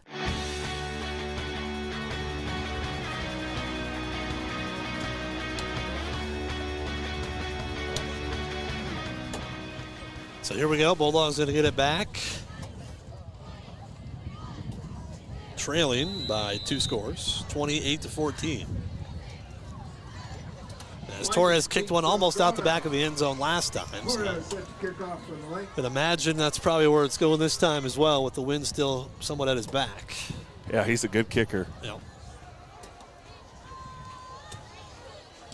This one's a high hanging kick. It's going to go to the end zone as well. Almost bounced out. Back when Nate Kading for the Iowa Hawkeyes, he was great at kicking it super high and get it to come down like the 1 yard line. Yeah, give those guys time to get down there. Yeah, that one was just about 2 yards deep. That was almost there. So first down and 10 for the Bulldogs at their own 20-yard line. 5:40 to go first half. And we'll see if Webster City starts throwing more guys out in pass coverage, because they've been burned for. Yeah, I would maybe get out of that man-to-man stuff, but it looks like they're going to stick to what they do, and they're man-to-man out there again. First down and 10 for Algona. They've got tight coverage and a safety over the top. Weichert to the left of Nathan Mansky. Twin receivers left. Nathan keeps it himself through the middle. Spins out of a tackle across the 20 to the 22. Not much more than that. Second down and 8 coming up. So not much running room for the Bulldogs thus far. No, not much there. Positive yards, though, so that's good. But Webster City hasn't changed what they're doing in the secondary, so look for us to go back out there. Yeah, and they did that, too. I've seen that they did against Clear Lake. They gave up a lot of yards against Clear Lake because they just were going one-on-one, and Clear Lake was burning them. One receiver wide left, twin receivers stacked to the right. Nathan sends Garmin in motion across the formation. High snap. Nathan gets to it. He's going to get a yard here, maybe, and that's about it. Maybe not. Call it third down and 8. Yeah, we caught a break there. Nathan had to put his hands up so that it didn't go over his head, and just threw off the timing. So just got to execute better. Well, the Bulldogs have tried to run it a couple times just to keep Webster City honest, but now going to have to go to the air here. And once again, I don't see Evan Alley out there on this drive. No, I don't either. Again, they're man-to-man everywhere. One-on-one down here with Owen Moe. No safeties. Mansky They're to throw. blitzing. Mansky throws. It's tipped at the line of scrimmage. He was looking for Owen Moe. It's incomplete, and the Bulldogs will have to punt the football. Yeah, they brought a lot of pressure there. And so Nathan doesn't have much time when he's back there. So it's got to be a quick throw, quick decision there by Nathan. Yeah, and that's one, too. You burned him twice deep. You might as well just keep throwing the football, because they are still just daring you to do it. And now the Bulldogs need a good snap here. Last time it was low, and it skipped past Brody Schippler. That gave Webster City an extra touchdown. Brody's going to be punting into the breeze here. That's a good snap. Oh, Schippler blocked. gets the kick away, but it's partially blocked. We need a hop here. And it's rolling Algona's way, but Webster City's going to get it in Algona territory at the 45-yard line. So, yeah, just got pressure up their middle there, got a piece of it. So not the result we wanted there, because they get great field position with 4:11 left in the quarter. Yep. Special teams has been troublesome for the Bulldogs tonight. 2 long kick returns, a punt that didn't happen because the snap was low and it went past. Yeah. You're leaving somebody out to dry, and the Bulldogs missed Hansen, and there was nobody left to get him. Torres on for the point after try. And like I said, if I'm Algona, I don't run the football again until they show me they can stop the passing game. Snap down, kick on the way is up. That one, did it get through? Yeah, it did. That was a knuckle. Or Schindler Lawn Care at gmail.com. Signworks Inc. for all your signage needs and printed apparel. Stop in or call 295-9544. All sponsoring this broadcast, Country Radio. Thank you to these sports club members making this broadcast possible. Ruhnke Brothers. Experience the Ruhnke Brothers difference for all your auto service and repair needs. Strowman Dental, giving you something to smile about. TAFE Wellness Center in Algona and Armstrong, keeping athletes in the game with chiropractic care. Take charge of your health. Tangle Salon for all your cuts, colors. Yeah, their success tonight on the ground game, which we knew coming in they were going to do that. But their last 3 touchdown drives have been 35, 40, and 45 yards, too. You can't give them short fields, and that's what the Bulldogs have done tonight. Nathan takes a high snap, gives to Weichert off the left side. Will tries to get out of a tackle, but that's one-on-one right there, and Dawson Bertrand's 150 pounds, and he brings down Weichert for a gain of 2. Yeah. Again, just a high snap there a little bit. Give up the middle there to Weichert. Down by Dawson Bertrand. Bulldogs will send trip receivers to the left this time. 3:40 to go till halftime, 35-14. Algona does get the ball to start the second half. Mansky takes a snap, looking to throw. Steps up, fires a little out here. It's caught at the 35-yard line. Nice catch, Nathan. Nathan's just going to run straight ahead. Nathan can't get out of a tackle, though. Oh, good tackle there by Webster City. That's Hornacek, and that stops a bigger gain. Nathan gets about 4, but still, it's one-on-one, and they're able to make the tackle and bring in Nathan down. Gain of 4 on the play, 2nd and 6. Yeah, good first down play for us. Still plenty of time, 2:45 left. Yeah, you'd like to go down and score as close to halftime as you can. Not give them another chance to run this offense. Mansky takes the snap, looking to throw. Steps up, looking for the pump and go wheel route to Garmin. Garmin makes the catch in Webster City territory. Yeah, the Webster City coaches are asking for that to be incomplete. No, he had 2 feet inbounds at the 31. Good catch there by Garmin. Good throw there by Nathan. First down. Nice pass completion there. So picking up close to 30 yards. First down and 10 at the Webster City. Actually, they give it to 32. So call it a gain of 29. Snap. Oh. Pressure was coming, so Nathan's going to take off and run. Nathan Mansky makes a man miss. He's at the 10. He's at the 5. It was thrown at the 24-yard line, so if they walk it back to the 34, it'll be 2nd down and about 11 or 12 here. And that one, well, it was behind the play once Nathan made the man miss. Behind the play. So that should be 2nd down and about 2 if they mark it 10 yards from where the flag is. But yeah, it looked like Weichert got tackled there right away and then got up, and Nathan, it was. They enforced the foul from. And you could see that block in the back from up here. As I say, I spoke too soon. I said there was no flag. So let's see where they're marking it from the 25, looked like. So back, lost a couple more yards to where they were. So now 2nd down and about 14. Again, looks like, Webster City is back in their secondary off, which I would too. Yeah, Penalty was a block in the back. Yeah, okay. The ball's at the 37-yard line. If you're going to mark it from there, that's fine, but throw the flag to where the foul was, because the flag was thrown at the 20. Thank you. That's at the the flag was thrown back at the 20, maybe the 23, and now they've moved it up 5 yards to the 33. 2nd and 12 for So it's back to where it was originally. Where we were. Yeah, 2nd down and 12 again. Trip receivers left, nobody in the backfield with Nathan with a minute to go.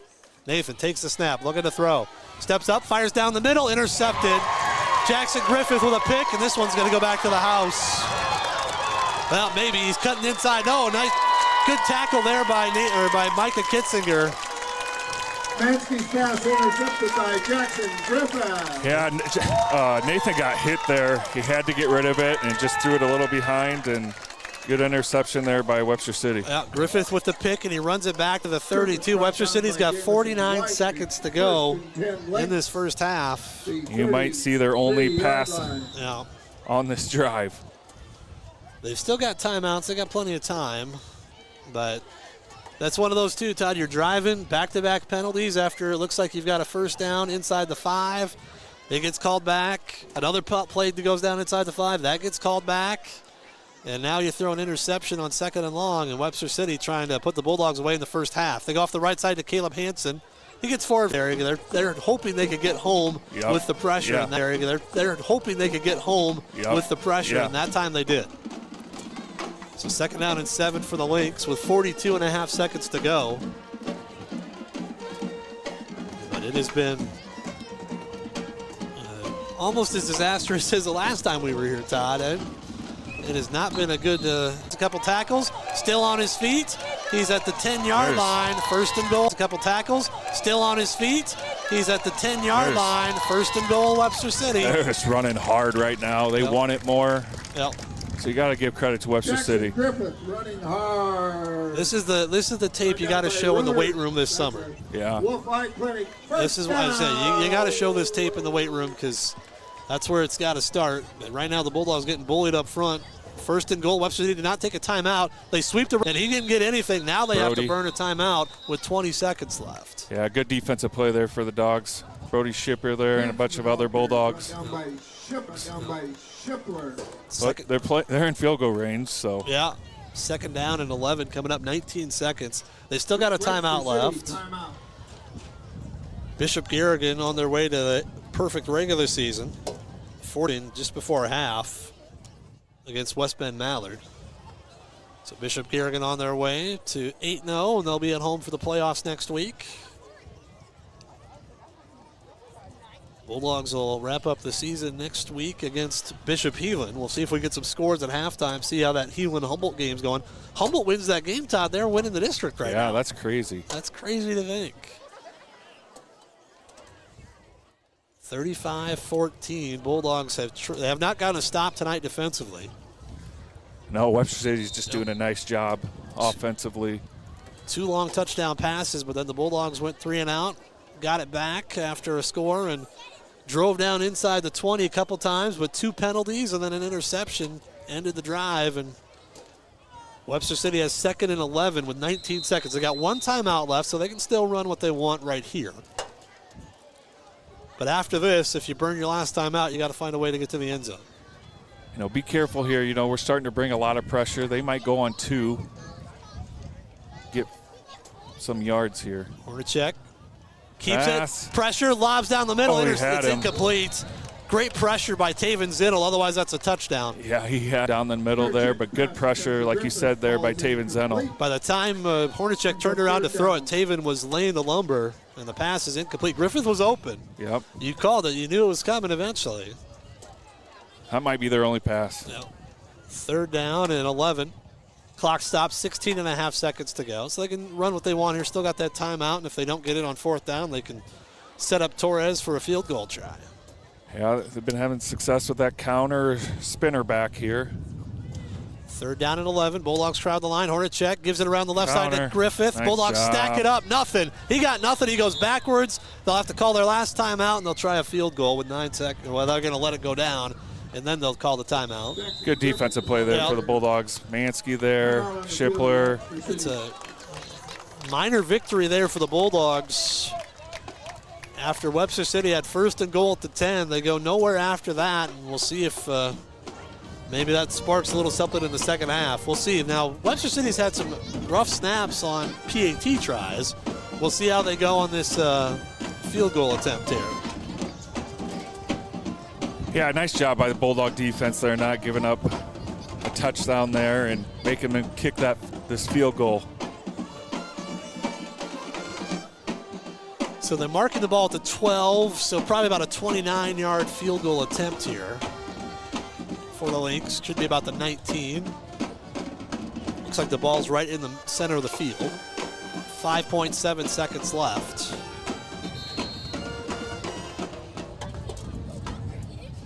is one here. You want to try and block, but you don't want to hit Torres. You don't want to give him a chance for a free play with no time left.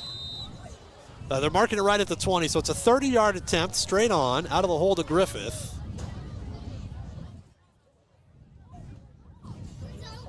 It's a high snap, and it's going to be botched. There you go. Bulldogs get a stop. 2 seconds left.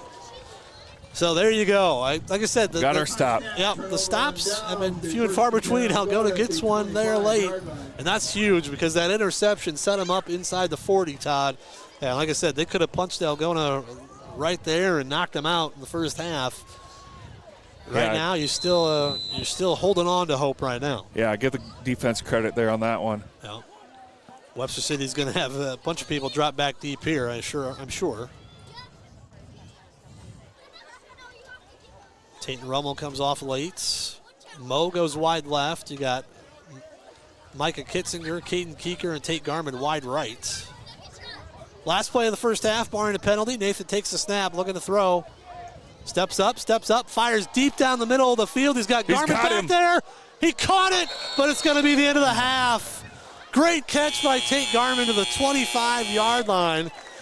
That's a gain of 50. It's going to pad the stats, but Algona still trails at the half, 35-14. We'll take a timeout, come back with more right after this on Hometown Radio KLGA and the Algona Radio YouTube live stream.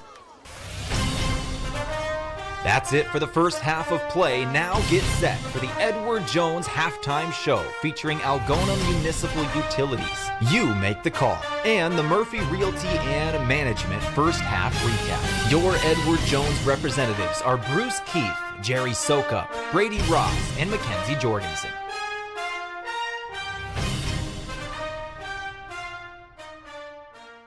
What does it mean to be rich? Maybe it's less about reaching a magic number and more about discovering the magic in life. That aims to help you find exactly what you're looking for. Give them a call at 515-295-2927. Came back and scored there, but right now we have to find an answer to stop Webster City. And I thought we did a nice job there on that drive going into halftime. So maybe we might have figured something out there. And then offensively, without those explosive plays, we'd be in trouble. Yeah, Algona actually is without those explosive plays, we'd be in trouble. Yeah, Algona actually has outgained Webster City in the first half. 282 total yards on 18 plays, though, Todd. Yeah. Webster City's run it 33 times already for 210 yards. That's 6.4 a carry. And if you give up 6.4 a carry to Webster City, you're in trouble. Yeah, you're in trouble. And this is right where Webster City wants you. They're up. And now the second half, they're just going to continue to do what they do and just run the football and chew up that clock. Individually, Nathan Mansky, 6 out of 10 for 270 yards in the first half. The Bulldogs, Weichert has a catch for two catches for 98. Tate Garman, 4 catches for 172 yards, including that for 98. Tate Garman, 4 catches for 172 yards, including that last 50. And this is one we might see a record passing night for Nathan Mansky because the Bulldogs had 12 rushing yards in the first half, Todd, and they're going to have to air it out in the second half. Yeah, and they're playing a lot of man out there, so we're able to use our athletes out there, and Nathan's doing a nice job getting the football to them. So it'll be interesting to see who makes the adjustments this second half and what happens. Well, Webster City does such a nice job with splitting the carries up. You got Griffith with 12 carries, Hansen with 9, Hornacek with 12. So that's pretty balanced. That's pretty balanced. It's about as balanced as you can be, as Webster City with over 200 rushing yards in the first half. The only reason they don't have more, Todd, is because they've had special teams, a couple long kick returns, 1 touchdown after a bad snap on a punt. So, like I said, the Lynx have taken advantage where the Bulldogs have given them short fields. Yeah, you're right. They have taken advantage of that. We just have to clean that up and play a better second half here. Yeah, if you're just joining us, your Murphy Realty Management Halftime Company your Murphy Realty Management Company halftime first half recap. Algona got down 7-0 after Webster City took 8.5 minutes out on their opening drive. Then the bad snap on the punt set Webster City up at the Algona 10. They would eventually score that one. The Bulldogs trailed 14-0 early on. Algona, though, got right back in it. Nathan Mansky found Tate Garman for 80 yards and a touchdown on the first play from scrimmage of that drive. Made it 14. Oh, they got a kick return inside Algona territory. They would drive down, get a touchdown, made it 21-6. Bulldogs would answer with an 86-yard touchdown pass to Will Weichert. 2-point conversion made it 21-14. But then Webster City, once again, a long kick return. They get it inside Algona's 40. They drive down, get a score. Bulldogs can't get a score. Partially blocks the punt. Takes over. Community College, your community, your college. Sports Club members bringing you this game. We've got more Sports Club members bringing you this broadcast. Camco Tires, they're all you need to know about tires and service. PMC Advantage Insurance Services, insuring our neighbors for over 80 years. Reeb's Wicked Good Bar and Grill. For wicked good food, drinks, and service, you gotta go to Reeb's. Walker Chiropractic and Wellness, caring for Algona, Sway City, and the surrounding areas with chiropractic, nutritional, and physical therapy services. Algona Pizza Ranch, there's so much to love. West Bend Ford, meeting your service, new and used vehicle needs. Trend Salon, your complete family hair salon. It's all about you. All sponsors of this game broadcast. Where you bank matters. Hi, I'm Sherry Binkin at Security State Bank, and we're relationship bankers. We get to know our customers and understand their financial needs. We're locally owned and operated, which means family, community, and service always comes first. So come to Security State Bank. We'll treat you like family. Security State Bank in Algona, Burt, and Laverne. Member FDIC, Equal Housing Lender. Security State Bank.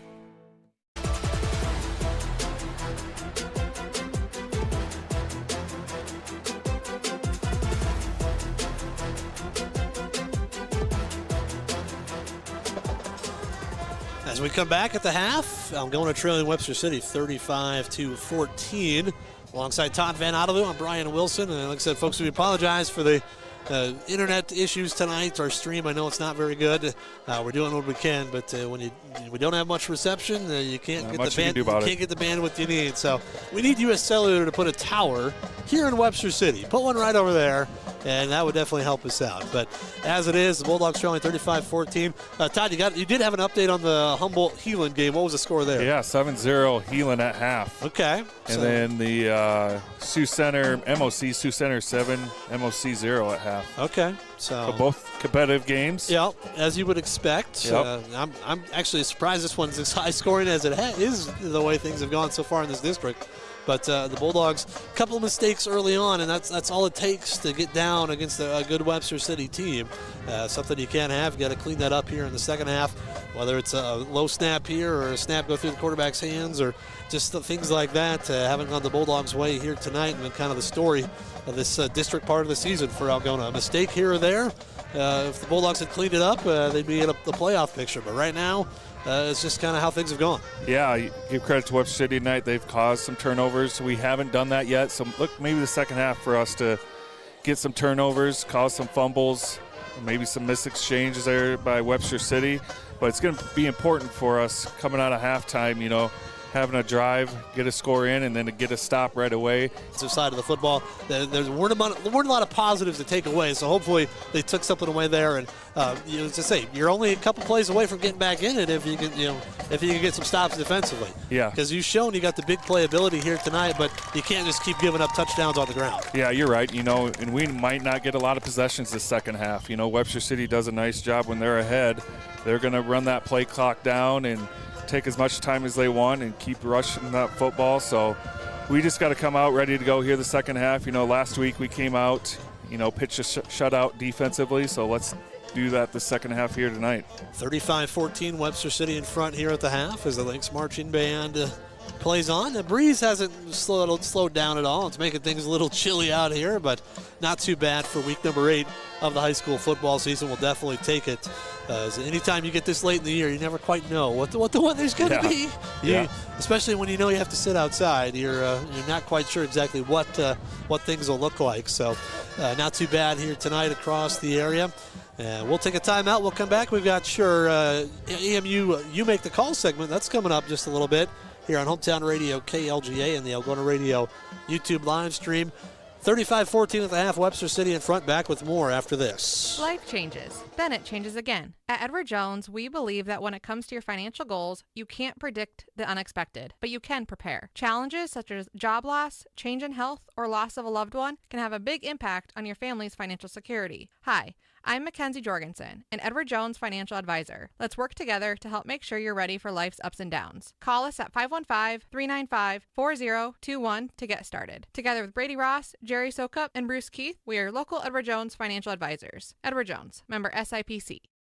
It's time for You Make the Call as we test your knowledge of the rules. You Make the Call is brought to you by Algona Municipal Utilities, where they are community-owned for community benefit. Our referee this evening is Tom Claude. Team A has a ball on B's 20-yard line.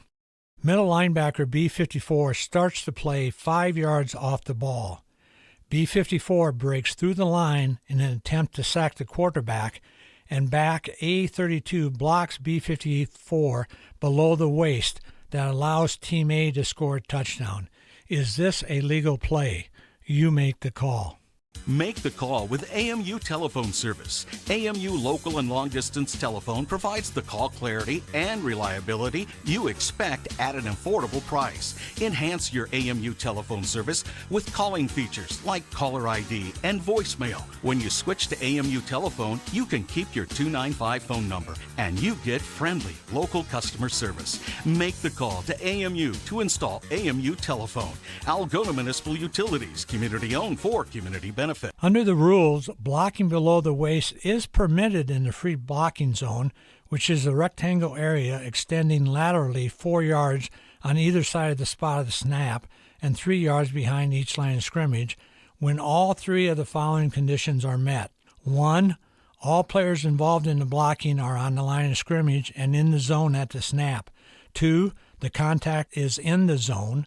And 3. The block is an immediate initial action following the snap. As both the linebacker and the back in this play were not on the line of scrimmage at the time of the snap, and the action was not immediately following the snap, this would be a 15-yard illegal block below the waist penalty. And this has been You Make the Call, brought to you by Algona Municipal Utilities, where they are community-owned for community benefit. Some of the most significant power outages in recent years have been caused by extreme cold weather and severe storms. Whether it's snow, ice, or extreme wind, don't be caught in the dark. At Murphy Farm Services, our top-of-the-line Generac or Cummins Estate, Algona Plumbing and Heating, where a good flush beats a full house. Cotton Grave Farm Management and Land Realty, trusted for farmland service needs since 1960. All sponsors of this game broadcast. When you need cash on the go, there's no need to pay a surcharge fee with MoneyPass. Iowa State Bank to be part of the MoneyPass network of surcharge-free ATMs found nationwide. Look for another way that Iowa State Bank helps people succeed. Member FDIC. High school sports on Hometown Home Country Radio, brought to you by these sports club members. Countryside Barbecue Sauce, 2 sauces for all seasons. Dance Connection and Tumbling by Michelle. Passionate about teaching, creative about dance. Visit their studio or danceconnectionbymichelle.com. Daylight Donuts, open early with delicious donuts and great coffee. Dump It, Kasuth County's local and reliable waste service provider for commercial and residential customers. Albert Electric, flip the switch to Albert Electric. Erpelding Excavating Enterprises. Let them take care of your grading, excavating, and drainage needs. Fairway, everything's easier, fresher, and faster with Algona Fairway. All bringing you this game.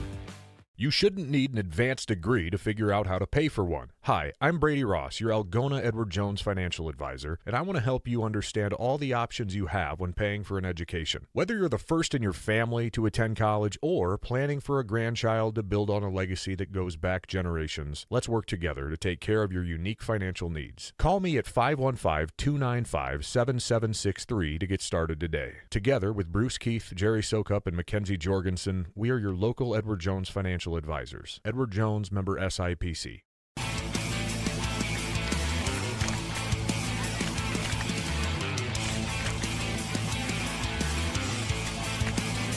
All right, see if we get a good return here. And That's been easier said than done with Israel Torres kicking. That's true. He's got the wind behind him. He's already booting it out the end zone. So we'll see if maybe he gives Algona one to return here. Eichert, Mo, Garmin back deep.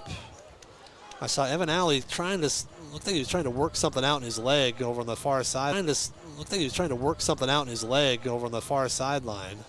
He's trying to stretch out here. We'll see if. So the Lynx get called offside. We'll try it again.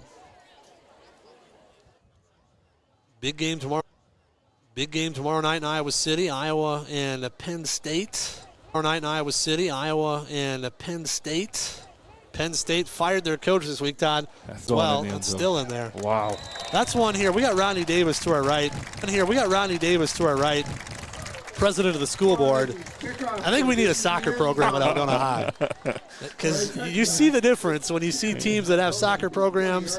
They've got kickers that can put a foot into it. And we do not have a soccer program. We're the biggest school in the state that does not have a soccer team. It could be beneficial down the road. You never know. Never know. Just throwing it out there. I don't know if Rodney heard me. Rodney's not listening. He's not listening to me. Okay. Thanks, Mr. President. No. All right, here we go, offense. So Evan Alley is back out there. He's wide right with Tate Garmin. Mansky takes the snap.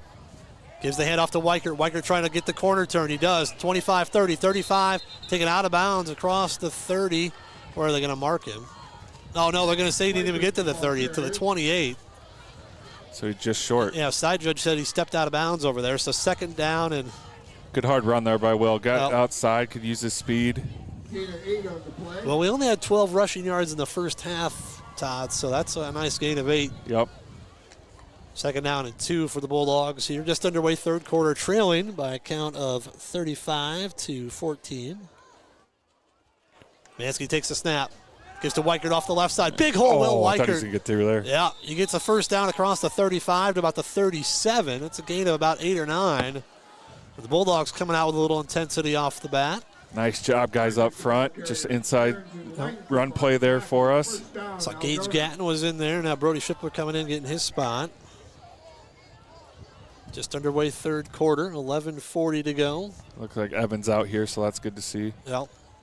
And it was that opening, or the first kick for Webster City, Todd. He returned it, and something happened to the far sideline. I don't know if he got kind of rolled under. Who knows? Mansky to throw on first down, looking.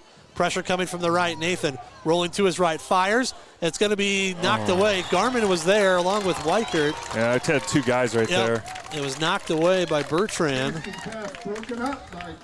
Coyce Bertrand on the stop. Second down and 10 coming up. Yeah, it might have been a little confusion there. Like we said, 2 guys there. Yeah. Good defensive play there by Webster City. So second down and 10. Clock stops on the incomplete pass. But Garmin and Weichert were both on the same spot there. Now they're going to send Will. He's going to go back to the backfield. Garmin and Alley wide rights.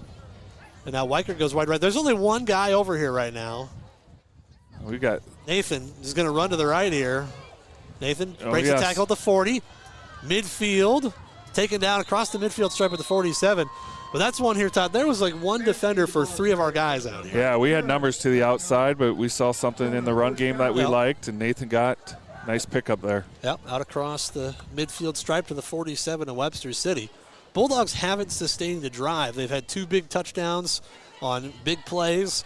The longest drive they sustained, they got down inside the 25, but then a couple penalties, then the turnover killed it. See if they can sustain a drive and get points.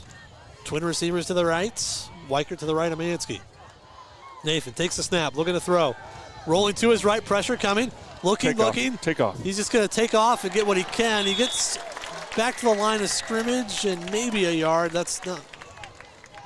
Maybe a yard here. Otherwise, going to bring it up second down at about 10. Yeah, nothing downfield there for us. Good coverage there by Webster City. Nathan thought was going to take off and run there. Yeah, but had to loop around the end here on the left side. So second down and long for the Bulldogs. They'll send trip receivers to the left this time. Clock running with 10:18 to go third quarter. Weichert is over there with Garmin and Alley. Nobody in the backfield with Nathan. Nathan takes a snap. He's just going to run straight ahead. He's got blockers out in front. Nathan Mansky going to be close to a first down. And he's got the first down, actually, inside the 40 down to about the 37-yard line. Yeah, right there, Webster City only had 5 guys in the box. Yep. They looked confused there. So no wonder why we got good gain there. 5 guys in the box, that's a good. Probably the 36.5. Hard to tell. Like I said, they don't have the yard markers, like every yard. They don't have those painted out here in Webster City. So when we say 35, 36, 35 we know, but 36, 37, it's kind of a guess. Evan's pretty gimpy out here still. Yeah, you can see it. 35-14, Bulldogs on the move, trying to get within 2 scores here.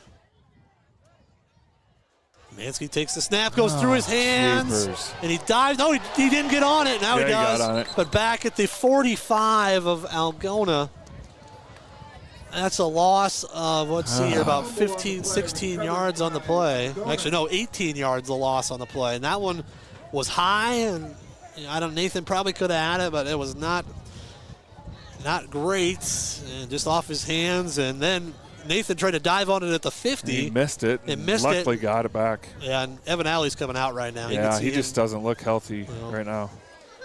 Lemansky. Jeez, they're playing. Lemansky looking to throw.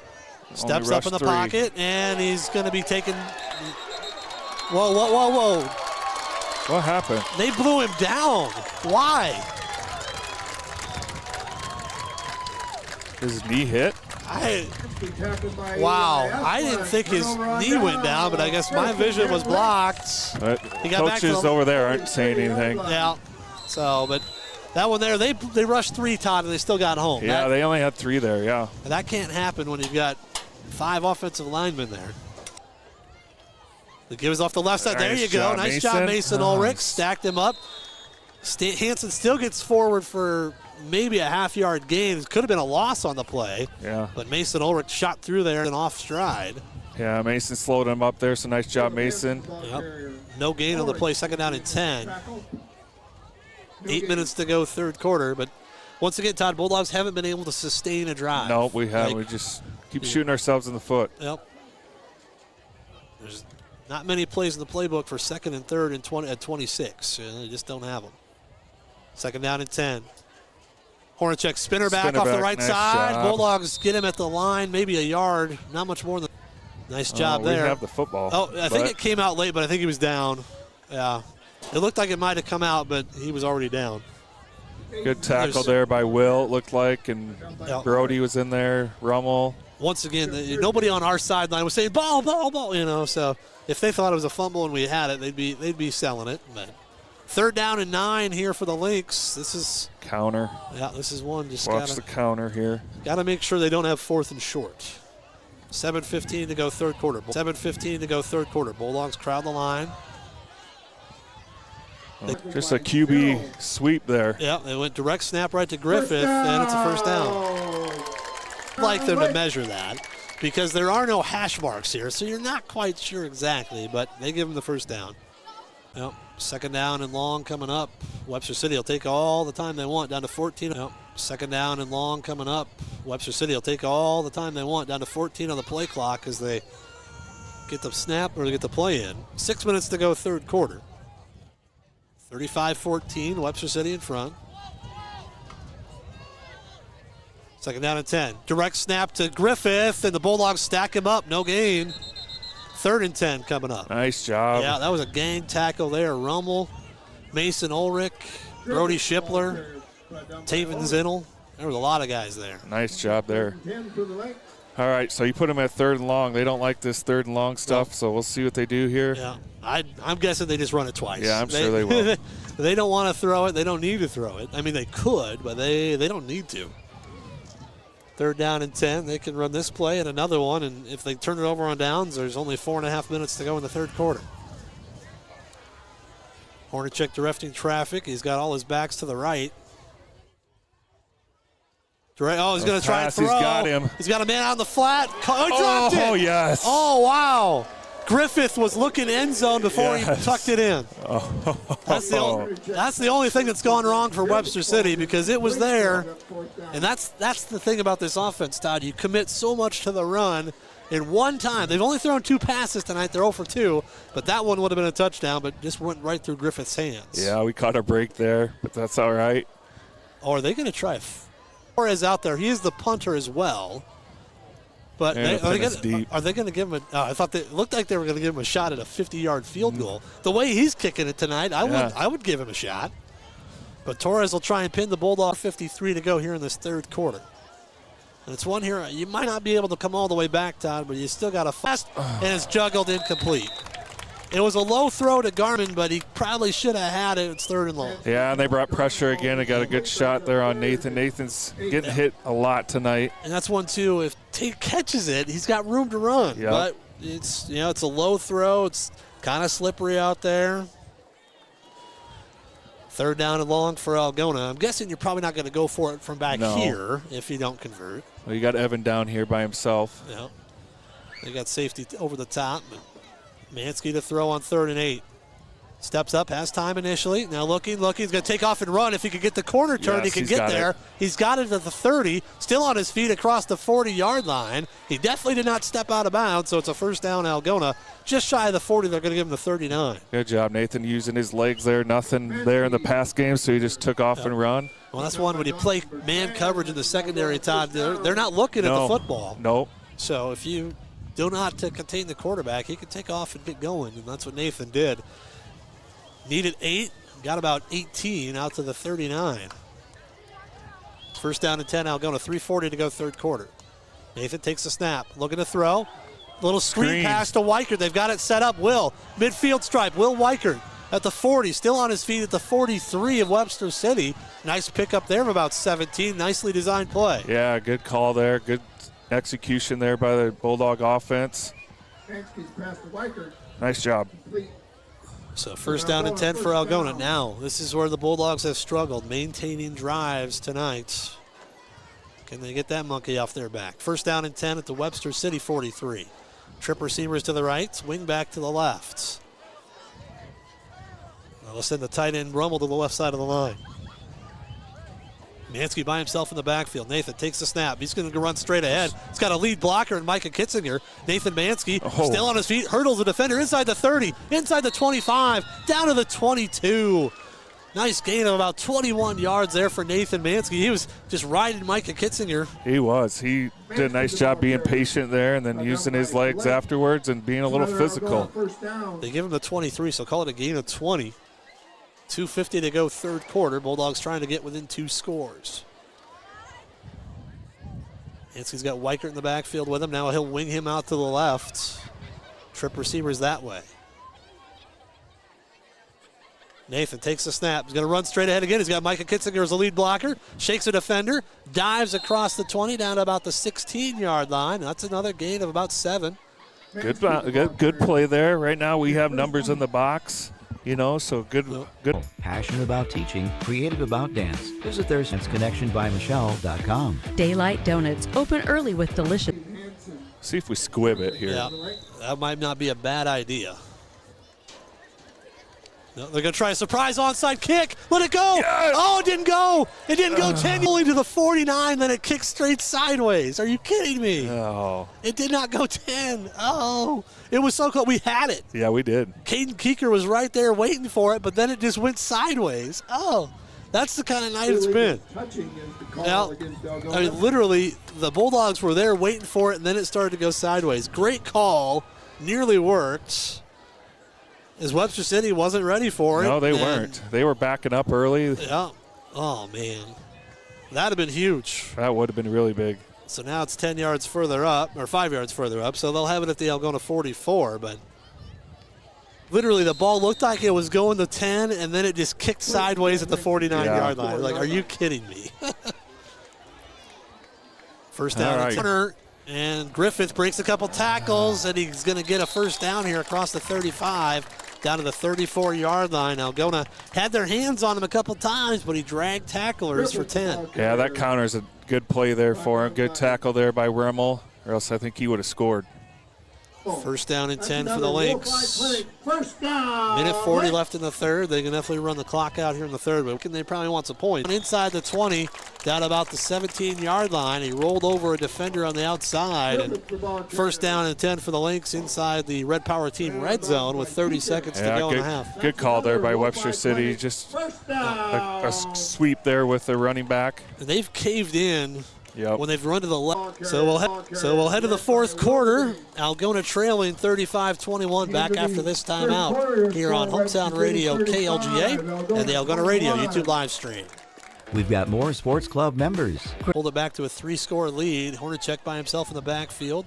3 men on the right side. He's just going to run that way, and he gets stacked up. They're trying to push him forward. You can blow the whistle anytime, folks. Bulldog, hey, that came out. If you're going to let it go that long, you got to give Algona the football. They're going to talk about it. Algona came out of there with it. They did not blow the whistle for a long time, and let's see what they do. Yes, there it is. Ours. Bulldog football. Yeah. Webster City was trying to push the pile, and they did not blow the whistle. That's the Bulldogs what we ripped needed. it out. That turnover there, give us the ball back here. So watch for us to take a shot play here. First and 10 Algona at the 6-yard line. So Algona gets their first turnover of the night, and they've got it deep in their own territory, down 2 scores. You got 11:20 to go here in the fourth quarter, Todd. Plenty of time. Mansky with trip receivers to the left. He's got Garmin, Weicker, and then Alley over there. 10 minutes to go in the game. If you can get within 1 score, you never know what happens. You never know. But got to find a way to get back within one. There. Nathan takes the snap. And jumping. There.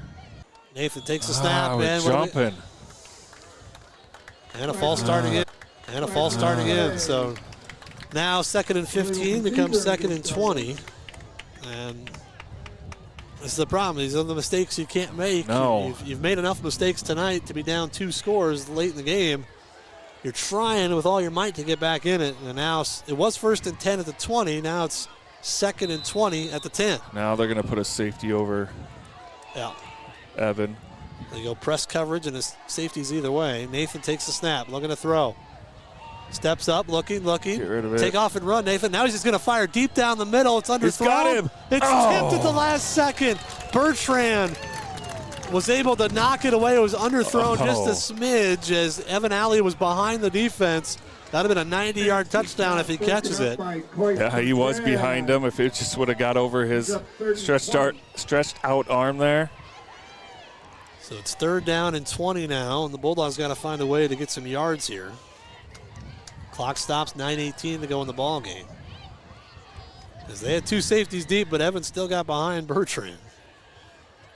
Only rushing 3 here. Nathan takes the snap, looking to throw. Steps up, he can take off and run. He does. And he's going to be tackled as he crossed the 12-yard line out to about the 14, and it's going to bring up 4th down and about 16.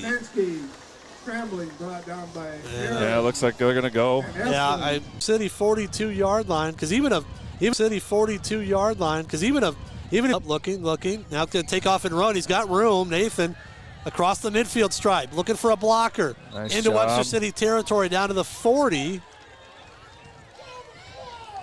Nice job, Bulldog offense. Nothing there, so Nathan can just take off every time because they're rushing 3, dropping 8, staying in that man coverage. Picked up 16.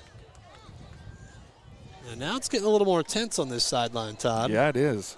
See if the Bulldogs can punch one in and make things very interesting. Trip receivers to the left, 1 wide right. Mansky to throw, pressure coming. Steps up, looking. Pumps, now he's going to take off. Just go, Nathan. Pass is deflected. It's incomplete. Yeah, and a flag comes in late. What's this? Holding. If that's a hold, that's way after the play. We'll see what this is. Nathan held on to it as long as he could, took off, tried to run with it, and tried to throw it late, but pass got deflected. And let's see what this is. I don't know what it would be. The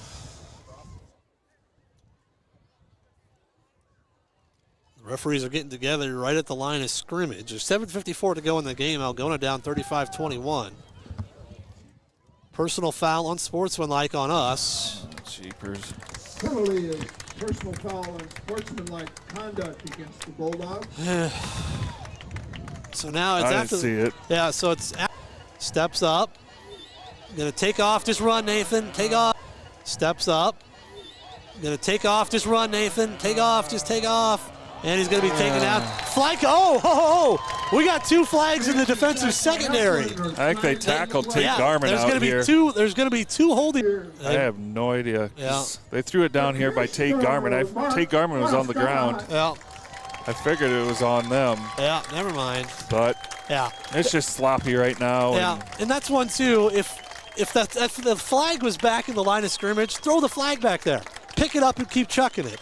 When you throw it in the defensive secondary, it looks like you're calling defensive holding. All right, 2nd and 30. Mansky to throw. He's just going to take off and run with it. Nathan's got room to run. Make him move. Can he make a move? Gets across the 45. So it's a nice pick up there of 15. Quarterback run brought down by Jackson. Gain of 16. Got some of it back, half of it back. Well, now it's not quite. Well, now they've got 3rd down over on the far side. So they must have had the play marker wrong after the personal foul penalty.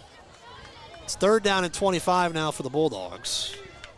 Again, they're playing press coverage again. Mansky to throw. Steps up, just now down the middle. Yes! He's got Alley, but he overshot him. He overshot him there, just led him too far. It's 4th down and 22, and you might as well just go for it here again. Yep. 6:53 to go in the game. But they had Evan Alley on the posts, and that one, you can tell Evan's still a little gimpy. But it's amazing they're still getting behind those deep safeties. yeah, there's a lot of room out there. Garmin, Alley go wide right. 4th down. The Bulldogs need the 33 of Webster City. The ball right now at Algona's 46. Mansky to, yeah, it is. Pass interference. So 4th down again. Algona. Jiminy Christmas. I'd hate to see how many penalties we have. I don't know. It's a lot. And they have piled up right now. All right. Let's see if they got a hook and ladder or something in the bag. Here. Yeah. I don't know. 4th and 27. The ball now back at the Algona 40. Algona had it initially 1st and 10 at the 42 of Webster City. But after that personal foul penalty, things have just gone downhill. 4th and 26. Hey, we didn't jump. Nathan's got time. Looking. Got to throw. And it's going to be my God. Hey, there's a flag again. There's another flag in the defensive secondary. Yeah, they pushed Tate Garmin down. And he crossed the line again, though. They're going to say he crossed the line. Now, that's one there. I wish they had the yard markers because he was really close. His whole body has to be across the line of scrimmage. Is this going to be? It's going to be the same thing. There's pass interference in the defensive secondary, and Nathan went across the line before he threw it. Oh my goodness! All right, we're getting paid by the flag right now. Yes, Jiminy Christmas. All right, we'll do it all over again. 5th time might be the charm. You never know. Jeez Louise. 4th and 27 at the Algona 41.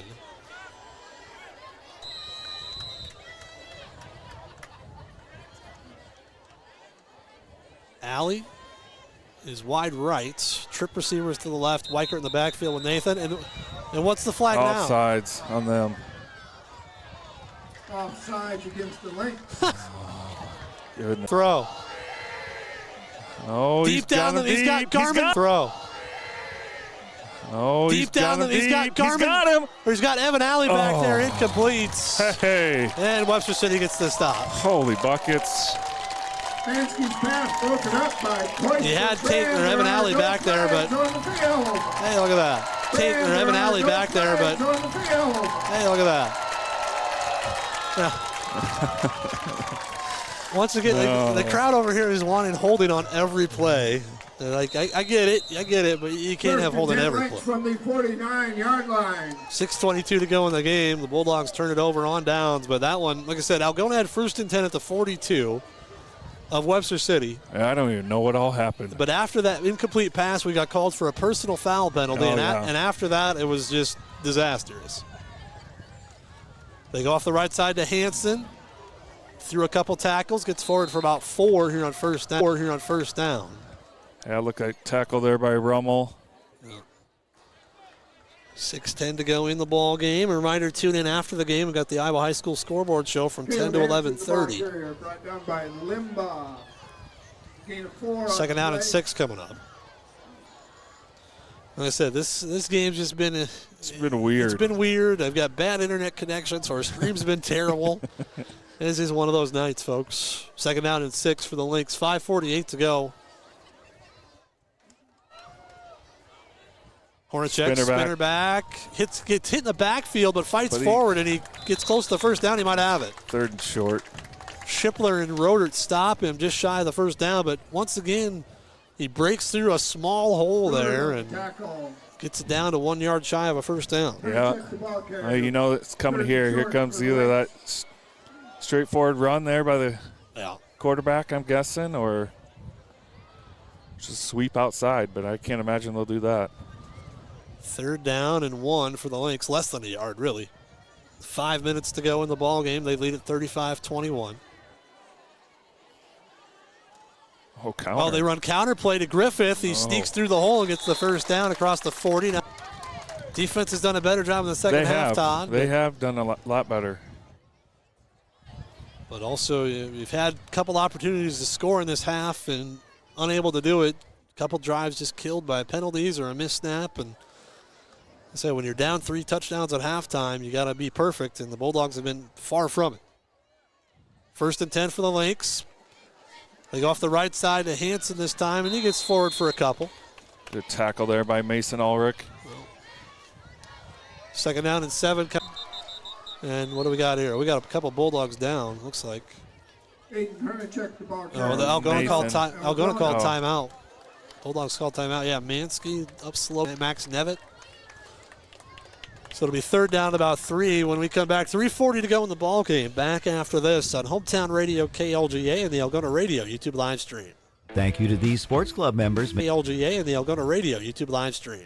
Thank you to these sports club members making this broadcast possible. Runkey Brothers. Experience the Runkey Brothers difference for all your auto service and repair needs. Strowman Dental, giving you something to smile about. TAFE Wellness Center in Algona and Armstrong, keeping athletes in the game with chiropractic care. Take charge of your health. Tangle Salon for all your cuts, colors, hair extensions, and massage therapy needs. Tom Eischen Sales, your store in the country, carrying steel and Toro products and Green Mountain pellet grills. Ulrich Construction, let them do the work. Water Connection, from softeners to bottled water and service, call 295-SOFT. All bringing you this broadcast.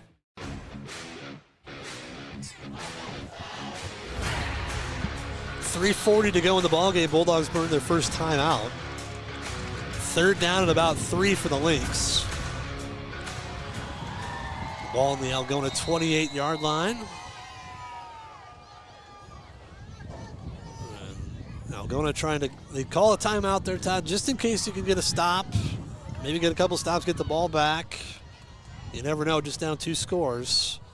Spinner back up the middle. Hornacek's going to have the first down here across the 25 down to the 23. So there's a first down for the Lynx, and they can run a couple more minutes off the clock here. Zimmel with the tackle. Aiden Hernachek with the first down and 10. First down.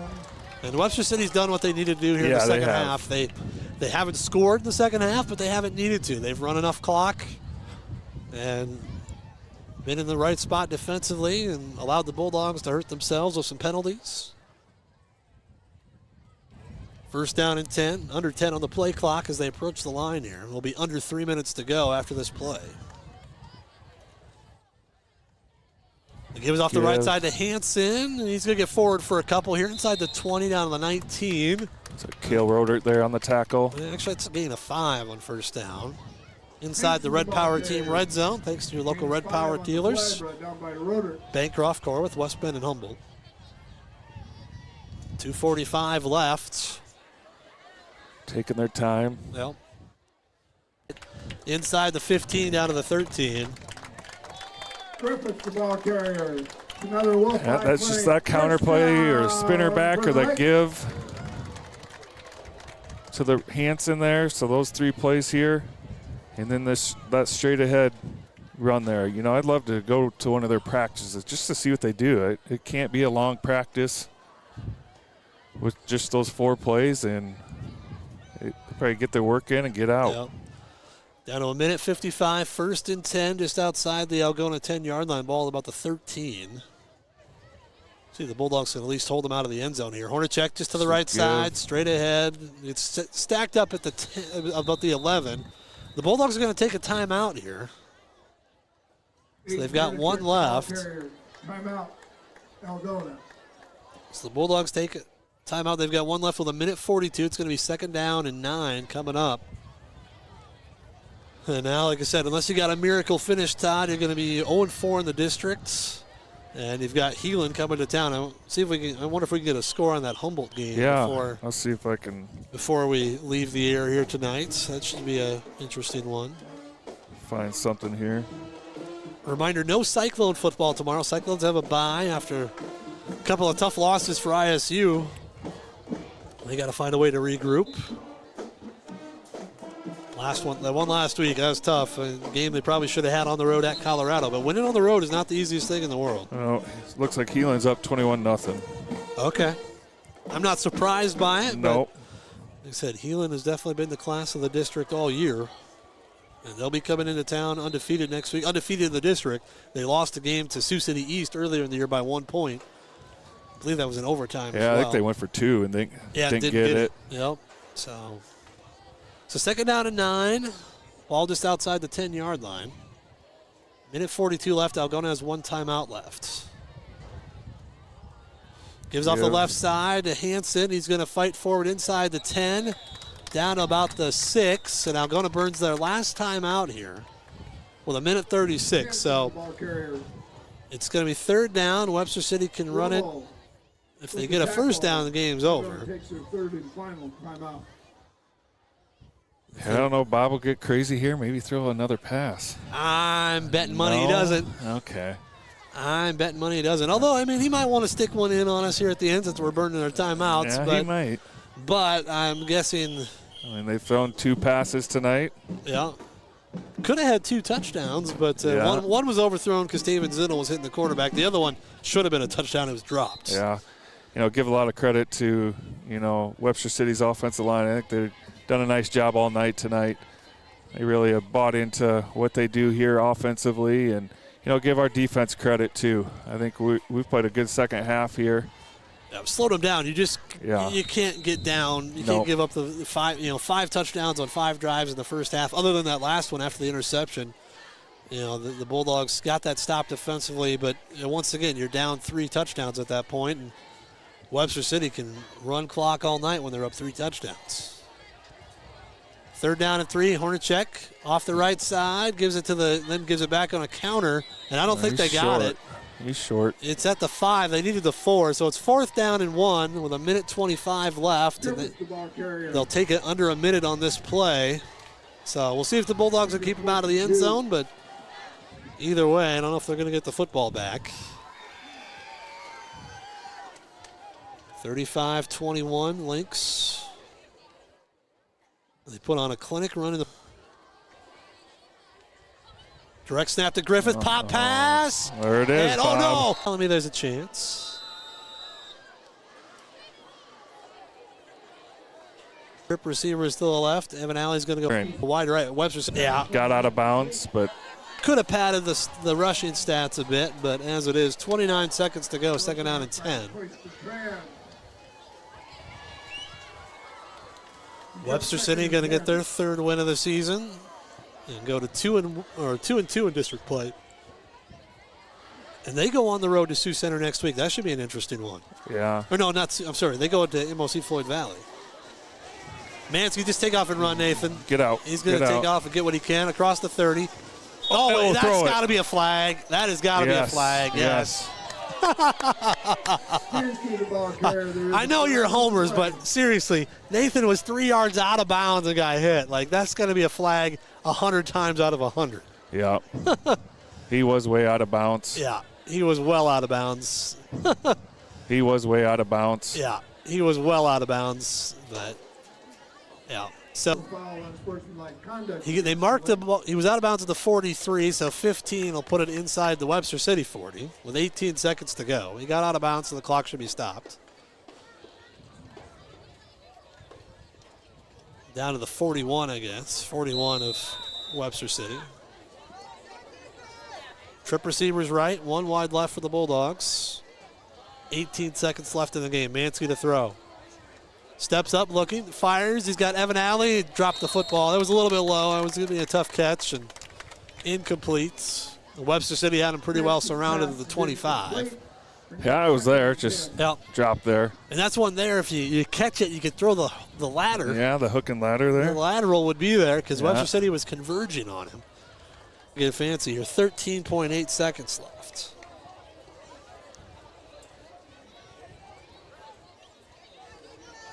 Mansky to throw on second and 10. 2. And he dropped the football, got to get on it, and now he picks it up. It slipped out of his hands. Just take off and run, Nathan. Just get out. And he gets out of bounds with 3 seconds left. As it slipped out of his hand as he went back to throw. And still got 4 yards on the play. So here you go, last play of the game. You either get a touchdown. The Bulldogs will have some monster offensive stats in this game, but it's not gonna mean anything because he lost the game. Evans is way off. Evans about 5 yards past the line of scrimmage. They let him get back. All right. Nathan's just going to take off and run here as he was trying to hand off to Weicker. I don't think Will saw it. Yeah, Nathan's going to be taken down at the 23, and that's the ball game. Final score, Webster City wins it. That's the end 35-21. Webster City 35, Algona 21. Day Custom Meats, continuing the traditions in Whittemore. Kasuth Regional Health Center, your home for healthcare. Lichter's Garage Door Service, a reputation you can trust. Lusher Family Dentistry, serving your family since 1965 on Call Street in Algona. Engineered Farm Drainage, specializing in drainage tile solutions. Visit them on Facebook or engineeredfarmdrainage.com. All sponsors of this game broadcast. More sports club members bringing you this game. North Iowa Appliance Center, Highway 18 East in Algona, where they sell the best and service the rest. Oakcrest Funeral Service, celebrating a life lived. Phil's Auto and Truck Repair, service is the difference. Billy Offerman, your State Farm agent in Algona. Like a good neighbor, State Farm is there. Schindler Lawn Care and Landscaping, 515-320-3840 or schindlerlawncare@gmail.com. Signworks Inc. for all your signage needs and printed apparel. Stop in or call 295-9544. All sponsoring this broadcast on Hometown and Home Country Radio.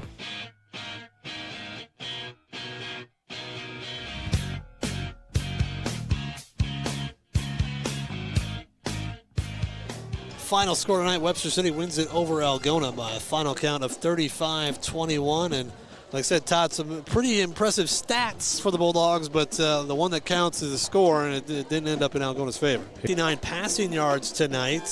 Nathan Mansky, 12 of 27 with an interception, a couple touchdowns, 12 of 27 for 359. Bulldogs ended up with 152 yards on the ground, so close to 500 yards of total offense, Todd, but only 21 points to show for it, and Webster City did enough. They run for 300 yards in the night, 303, but most of those in the first half when they did all their damage. Yeah, you're right. First half, they ran the ball really well, and we adjusted to what they did. And, again, second half defensively, I thought we did a nice job. We'll take a timeout. We'll tell you who our Erpelding Voigt & Company player of the game is right after this here on Hometown Radio, KLGA. Erpelding Voigt & Company CPAs has a simple philosophy about the way they approach their business. Put people before the numbers. Before they can help you plan for a better financial future, they must have a thorough understanding of where you've been and where you want to go. They listen, then ask the important questions to build long-lasting relationships with their clients. They promise to know you and help you. Erpelding Voigt & Company CPAs. They're more than just taxes.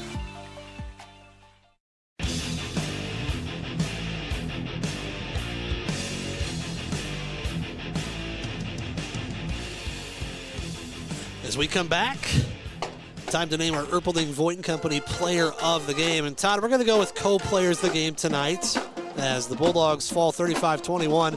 We're going to go two players tonight. One on offense, Nathan Mansky. Nathan put up 359 yards of passing offense tonight. And I'll have to check. That's got to be pretty close to a single-game pass record. We'll double-check that next week. But we'll go with Nathan. And Nathan, he took a lot of shots tonight. He ran the ball, but he took a beat tonight. He's going to need some ibuprofen after the game. Yeah, you're right. Nathan Mansky, I thought, did a nice job tonight. Like you said, on the ground, through the air. Defensively, he was good too. And then also, we're going to pick Mason Ulrich. Mason Ulrich, I thought, had a nice game defensively. He plays the offensive line too.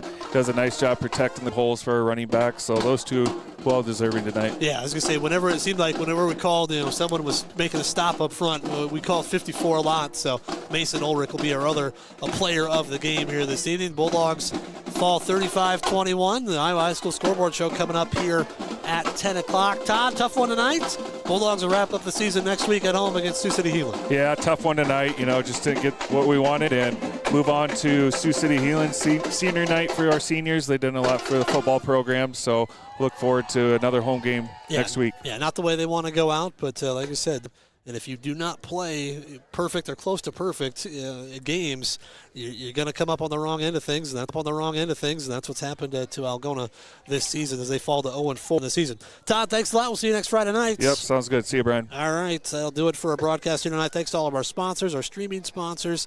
Once again, I know it wasn't a great stream tonight. It was one of those nights where we had to deal with a lot of internet connectivity issues, and it wasn't a great thing, but we did what we could here this evening. Thanks to everybody back in the studio helping us get on the air tonight. Once again, tune in for the Iowa High School Scoreboard Show. That's coming up tonight at 10 o'clock here on Hometown Radio KLGA. Once again, the final, Webster City defeats Algona 35-21. For Todd Van Otterloo, I'm Brian Wilson. This has been a sports presentation of Hometown Radio KLGA and the Algona Radio YouTube live stream.